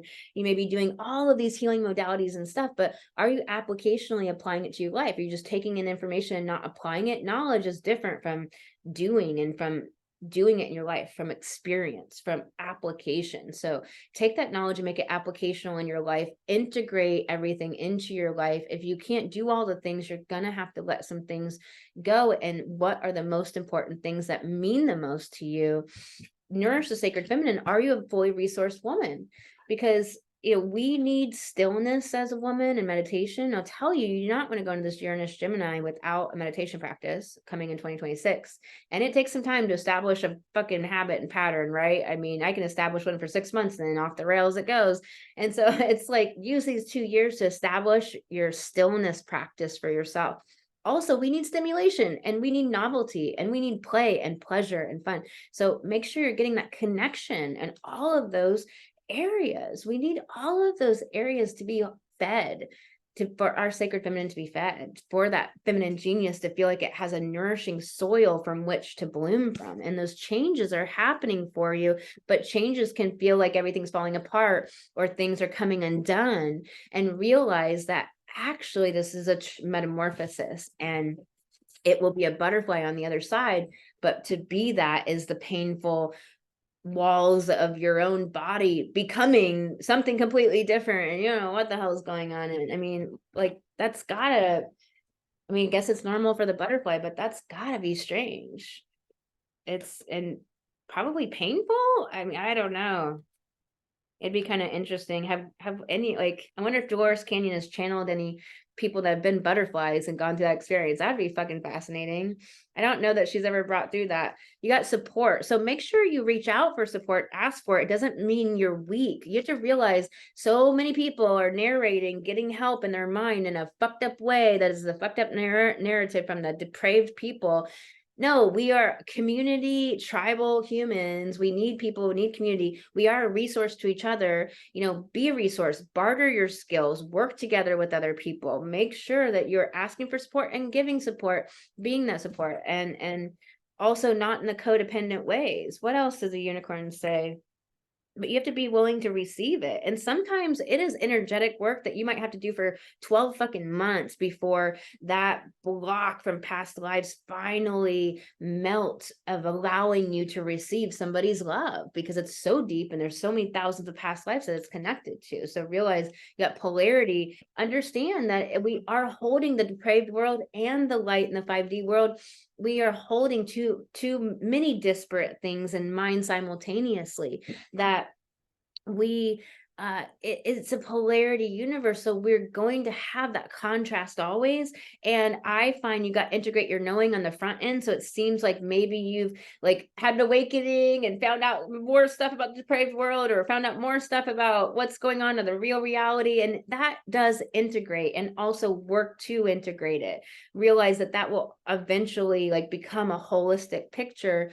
And also, like, don't stay in that like such outrage place, or that place of where everything's discombobulated. Like, try to pull it together in this integrated whole, and this holistic idea of life, because the dark and the light are resolving halves of the whole. So if it's just like many different things you're doing, integrate forward. So it's definitely being able to hold the opposites is coming up for you.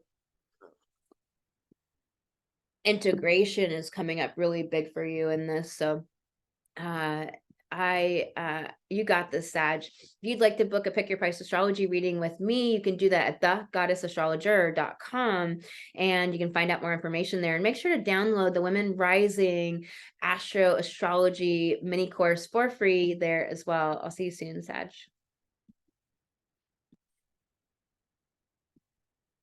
All right, Capricorn.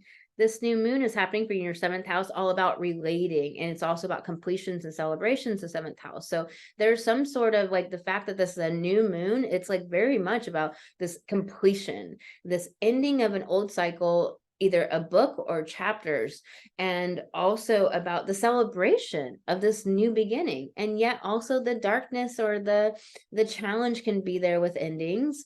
And it's also about relating, like breaking free from old relationships that don't serve you, or old relationship patterns or relating patterns, how you relate to life or money or people, etc., your business, and breaking free from the ones that kept you small, kept you shrinking, kept you like feeling like you're safe, but it's a false sense of safety and security because it just makes you shrink in this area. And Uranus is going to help you illuminate all the areas where you're disempowered, as far as standing on stage in your life, as far as upgrading to the next level of confidence, next level of visibility as a woman, as a woman or a person in the world, and like being in the world. And this Uranus is going to show you all the pockets of disempowerment that you're dealing with inside yourself, where you're not where you couldn't see it before. And so how can you do anything about it if you couldn't see it, right? But now you're going to be able to see it. So use those breakthroughs, because then it's saying, hey, there's squares to the south node, to all of the wounding with people, impersonal types of relationships with friends and collaborations in your audience, and just your thoughts about people in the world, and how, like that kind of dynamic, and bringing your gifts to the world.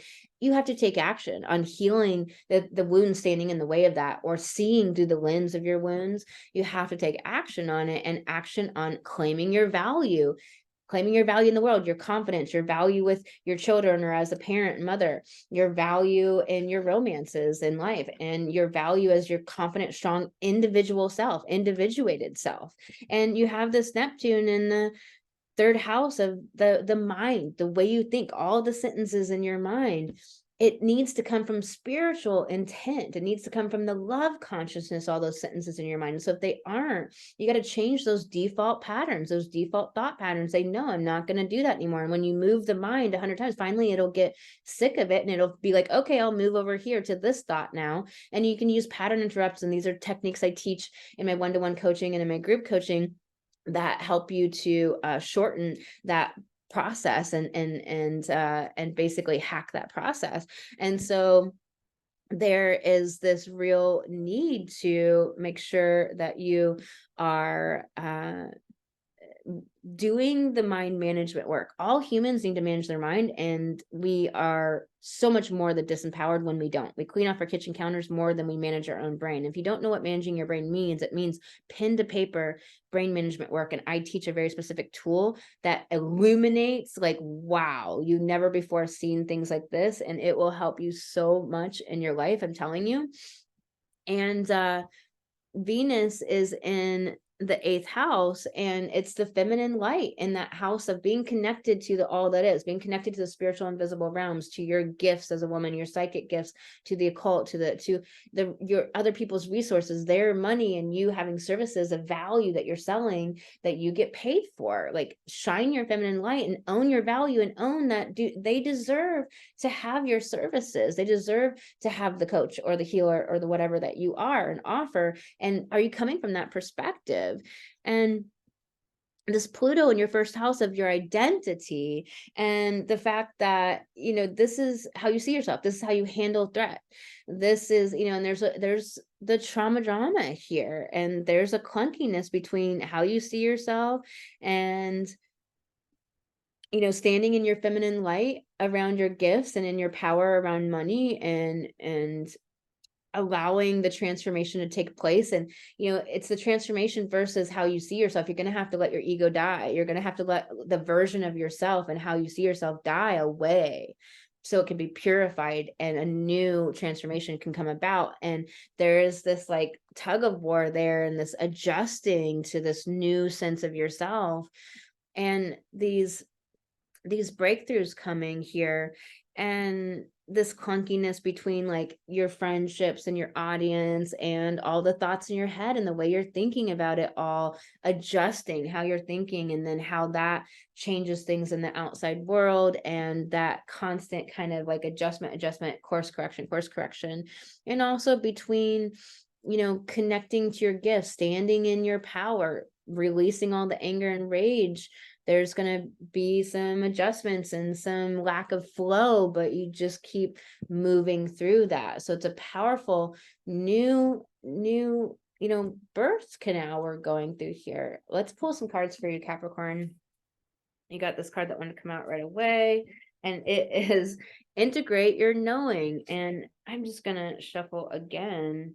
So there's this lack of, you got heavy in the third house of the mind, all the things within your mind, the way you think, exploring your local areas, understanding there's amazing things in your local area, curating data, synthesizing data, communicating to other people, how you're heard, how you hear, and your message and your messaging in your business. And I don't know what's going on here. All right. And so it's like this integration card is that you need to integrate to the whole picture. Put it into your life, use the information. Don't just collect data. You got to apply it to your life. Knowing and doing are two different things. And like, are you applicationally applying it to your life? And that's what's so important.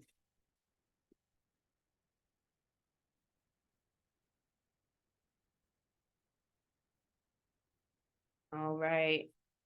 Let's get your other cards pulled, Capricorn. Creator air. So yeah, but it's not in a self-care message, which is nice, but it is saying very much that you need to own your mind. You need to be the one in the driver's seat. You need to do the mind management work. I'm telling you, if you do this work, it's something I teach in one-to-one coaching and group coaching, but I'm telling you 15 minutes a day, and it will change your life. When I first found this tool, it had basically been all this stuff I'd been studying my whole life, but somebody had found how to do it applicationally. I was like, oh my God, this is it. I didn't pay my rent to go to this coaching program and to learn this and to be able to teach this and move it forward. And it was something I always understood, but when it finally came in an applicational tool that I could pen to paper, I was like, just exploded my world. I understood so much. And I mean, talk about powerful.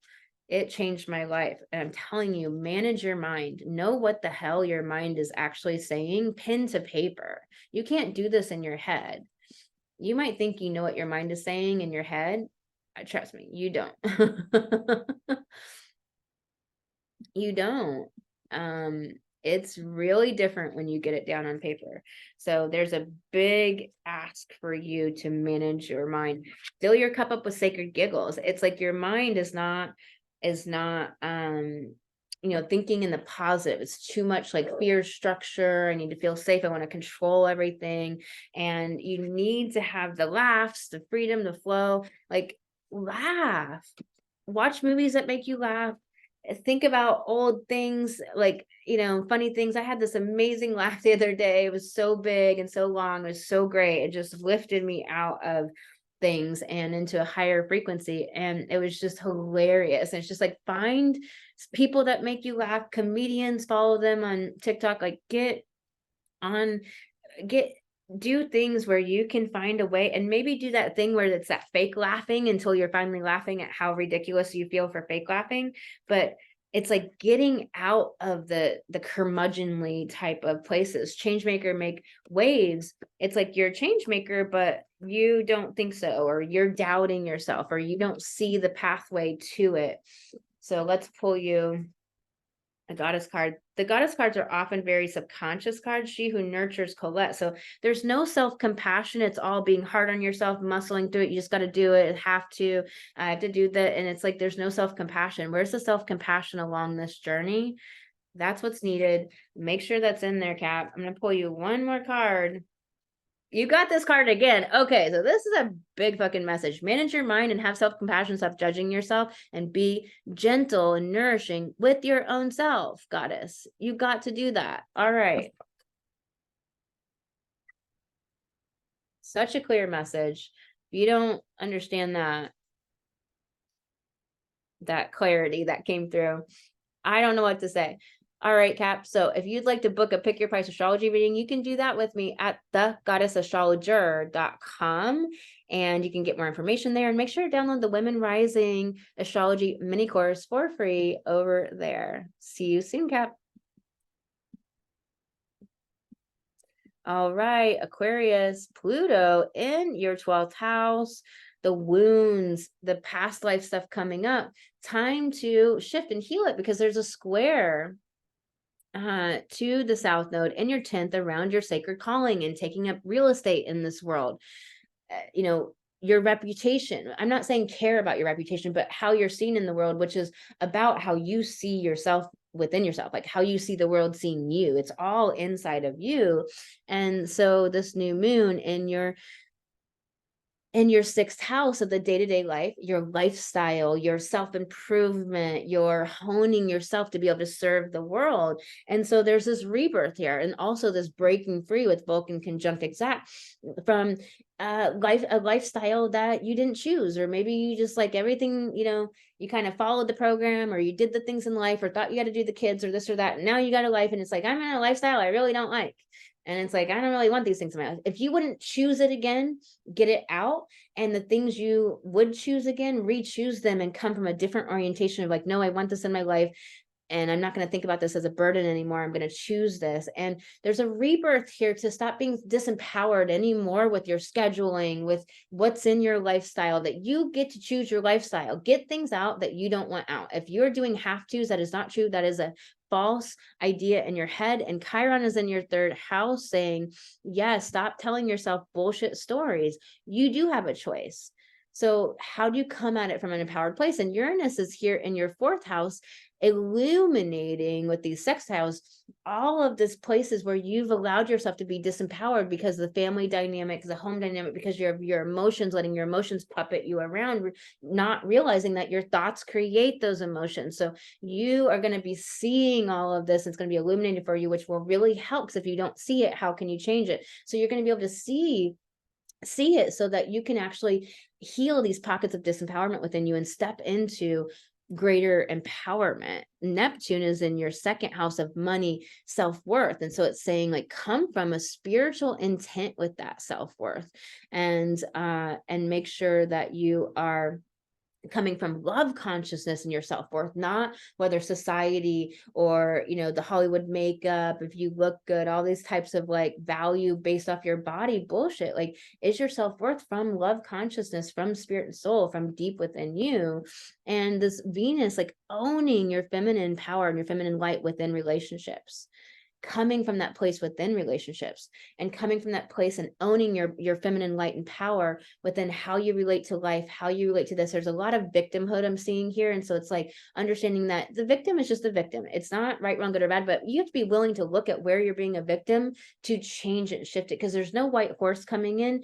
It's like, yes, there's a real lineage of how women have been suppressed, hurt, harmed, abused, killed, a land grab for all the land we owned in the world and in the country. And there's real systemic ways society is set up that keeps us disempowered, and the messaging constantly. However, no one else is going to do it for us. We have to actually do it. And we can come together in female community though, and support each other and lift each other up and be a resource for each other. So realize, ask for help, support other women, be in that female community of people who are really on the level, and be willing with the square to make sure that you are taking the action to heal, feel the emotions, release them, retrieve the messages, make sure that you're standing in your self-worth when it comes to family, when it comes to your emotional seascape, when it comes to your foundation and your roots. There's something here about you standing up in your self-value, which means you might have to shed things out,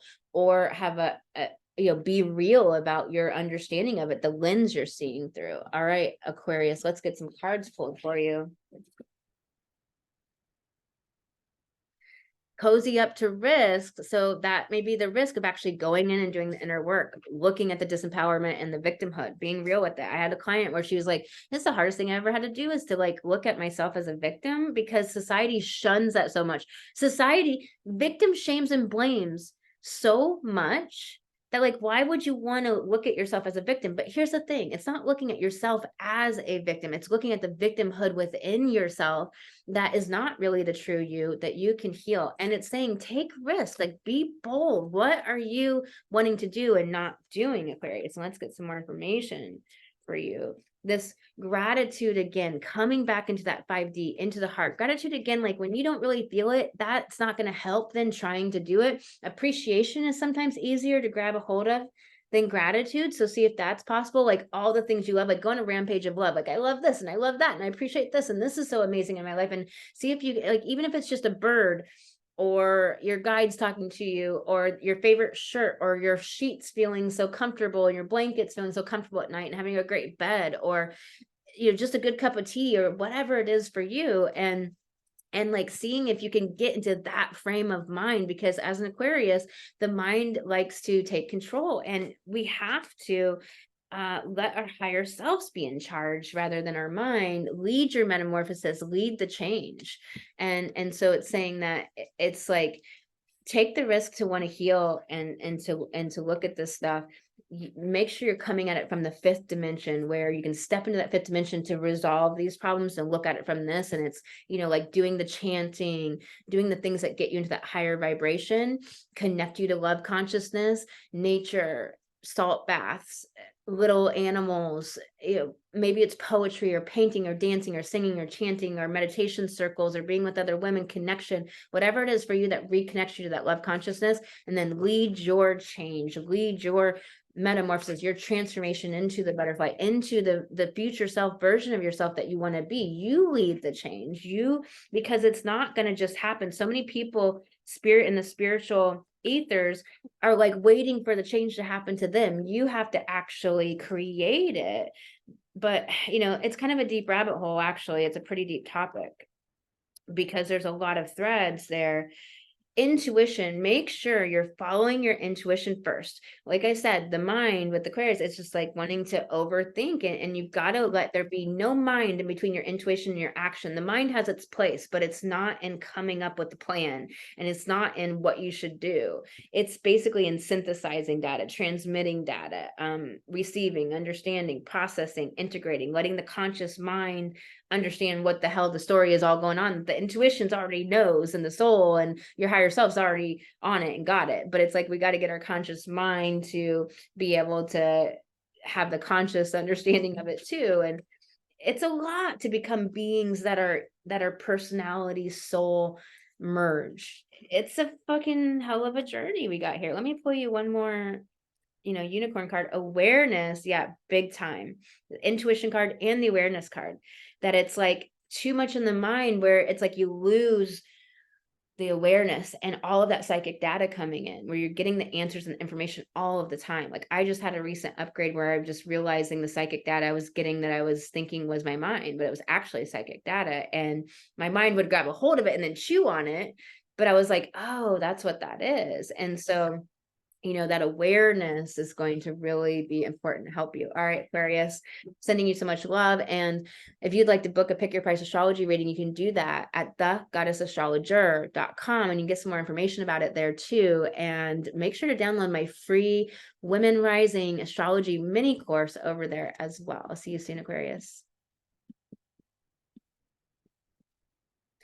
All right, Pisces, let's go. So it's this new moon in your 5th house. 5th house new moon, standing on stage in your life, standing up in the confidence of your unique sense of individuality, bringing your gifts to the world. And this Vulcan conjunct this new moon is saying, breaking free from everywhere where you're staying safe and staying stuck. And you have to be real about where you're being stuck. And this is about finding answers, because there's just sextiles all over this chart about breakthroughs and yads. However, there is a lot of like that wooden roller coaster type vibe where you're just like, oh my God. So there's a lot of not flowing into all of the breakthroughs. Like applying the breakthroughs is not going to be this flowy thing, but it will integrate eventually by doing this work and healing the South Node stuff in your house of standing in your expertise. So standing in your expertise as a leader, owning your expertise, owning what you know, owning yourself as a leader, your feminine light shining in your day-to-day life, reclaiming your power in your organization of your life, your schedule. You got to reclaim your power in your schedule. You got to reclaim your power in the organization of your life and the time, like, and in your time structures of your life, because that is going to set up where you can bring that divine feminine knowing into that, set you up for success, for these Uranus to show you where you're being disempowered in your mind. And that's where you're going to be able to see the disempowerment and be able to take action to shift it. But you're going to have to take action. These squares to the South Node, these squares to reclaiming your value in your mind. So wherever your mind is telling stories of how you're somehow lowly, not valuable, not worthy, not good enough, don't know enough, not certified enough, all this bullshit, that's bullshit. You can't let that hold you back. We've been held back long enough as women, and now women do it because of their own mind and all the bullshit in there. Yes, that your own mind is like piggybacking off of like the programs from society that, you know, you've internalized, but there's no white horse coming to save us. You're going to have to go in there and do that mind management work, pen to paper. I teach those tools in one-to-one coaching and in group coaching. And so pen to paper, you're going to have to do that mind management work and that empowering of yourself and clearing out all those little areas of victimhood or I can't or it's too hard areas in your life, and doing the healing work, which means we have to do the healing work on the energetic, emotional, physical, physiological, nervous system, and mental areas, the subconscious belief areas. And so realizing that we have so much support and breakthroughs that are going to allow us to know what to do and where to do it. In your first house is where this Neptune is saying, hey, you know, let the love consciousness be this part of your identity. There's a yod pointing here, and it's this Venus in your sixth house of like all of your organizations and routines and schedules and your lifestyle, like the lifestyle that you want to live. Is it serving you at the highest levels? Is it supporting your growth? Is it supporting your evolution, your upgrades, and supporting the dreams you're working to create? And is how you see yourself coming from a sense of love consciousness, or is it coming from, you know, from beating yourself up and other people's opinion, all those internalized messages, Pisces? And Pluto in the 11th, there's this transformation and this death in your audience and how you bring your gifts to the world and how they're shared and how people receive that, and that experience with other people, of friendships, with partnerships, basically with all your relationships with people, particularly the less personal ones. There's this massive death and rebirth of all of where there's old wounding and past life and all that trauma and drama. And so there's massive transformations happening there. And you're probably understanding and seeing how you are given all these opportunities to show up differently, show up in your value, show up in your self-worth, show up and speak up and say no and state your needs and put up your boundaries and be very clear about what you're okay with and what you're not, what you will tolerate, what you're not, and very clear of who has access to you and not.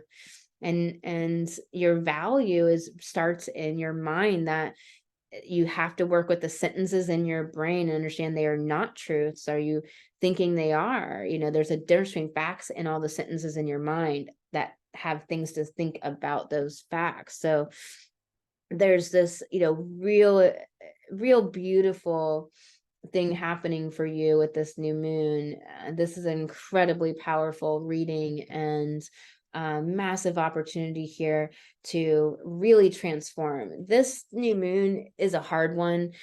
but when we get to the other side of it, leading up to that full moon, we're going to have a lot of release. So go with it, do the hard work so you can get that amazing, powerful result from doing this. All right, Pisces, let's pull you some cards. This card wanted to come up right away. Cozy up to risk. Where are you not taking risks? Where are you trying to stay safe? Where are you trying to stay small? Where are you afraid of what other people will think? This is where you can dismantle all those sentences in your mind about it and say, no, we're not doing that anymore. The sacred flow of yes, the fish, the sacred flow of yes, but in a protection message. So it's saying that are you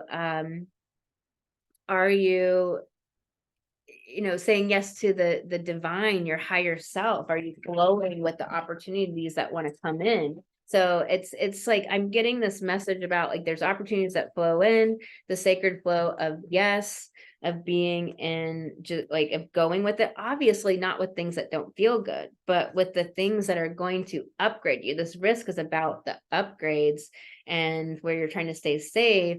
And so not being in the flow of your higher self, too much in the mind, so much in the mind in this reading, being in the mind doesn't allow you to flow. And then you've got success and transformation, but also in a self-care message. So it's saying that you're afraid that you're not going to have the success and transformation. And that's just not the case. So you have to control the mind that's fearing you out, that it's never going to change. And this fierce serenity of this fierce belief in it transforming, and that it's already happened, it's already happening, it's in process, and this fierce serenity and peace inside you that's immovable, that nothing outside can buffet it and move it from where it's at. This fierce belief, this unwavering belief in yourself, what this new moon is about, this reclamation of this fierce unwavering belief in yourself, Pisces. And pull you a unicorn card.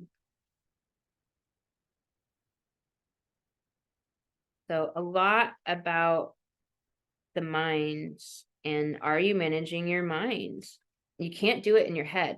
You got balance, and balance is constant micro course corrections. So stop letting your mind think that you're just going to figure it out and have it all done. All of your life, it'll just be constantly micro course corrections. Balance is not static. It's not equality. It is a constant course correction.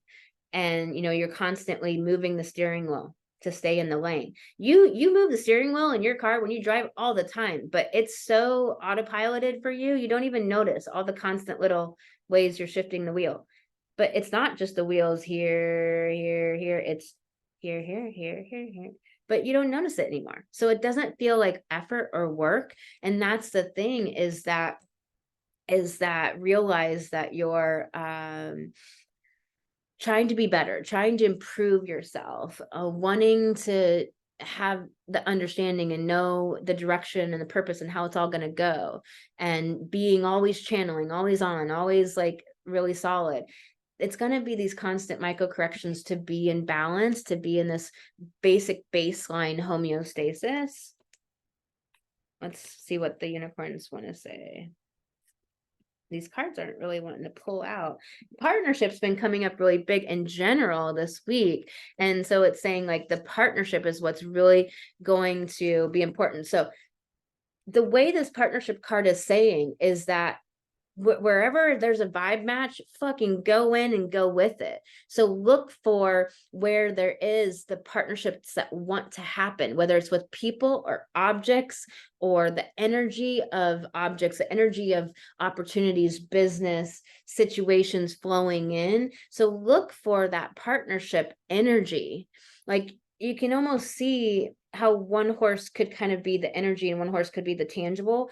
It's a unicorn. It's that understanding of partnering with life, and you are the divine creating, and letting the divine that is the soup of all that is, that we are constantly in. The divine is here all around us, and it's that we are magically interacting with to get the messages and the understandings of what to do and merge with that. And we are the creators, we are that as well. And so it's being in that sense of partnership, whether that's literally with a person, but like if it's a vibe match, go for it. So basically it's like, if it's a vibe match, then it can be a partnership and be beautiful. If it's not a vibe match, listen to that and go a different direction. And you got this rebirth card where this new moon is this massive rebirth and transformation happening, but it's neat. Like the mindset work is needed. So make sure to do that. I feel like there's just something more that wants to come through that I don't quite, not, what is it? So you got Mora, she who hesitates and ponder, delay, confidence. And so it's this thing, how the mind, when the mind spins out, then it delays us so much. And it just, like, when you're thinking about anything, you're not doing the thing, and you already got the intuition to do it. That's why you're thinking about it to begin with. You know, and a lot of times, sometimes you just don't know until you do it, and that's where you get all the information.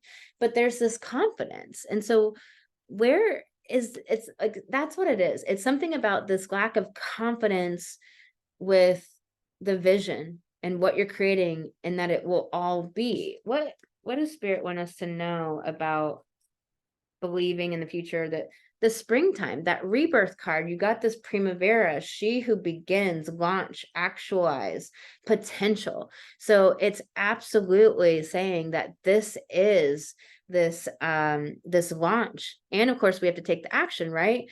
But it is this spring, this birthing, this rebirth in the spring is happening. All right, Pisces, believe in the good, believe in the dream happening. You got the rebirth card and the primavera card, the springtime card.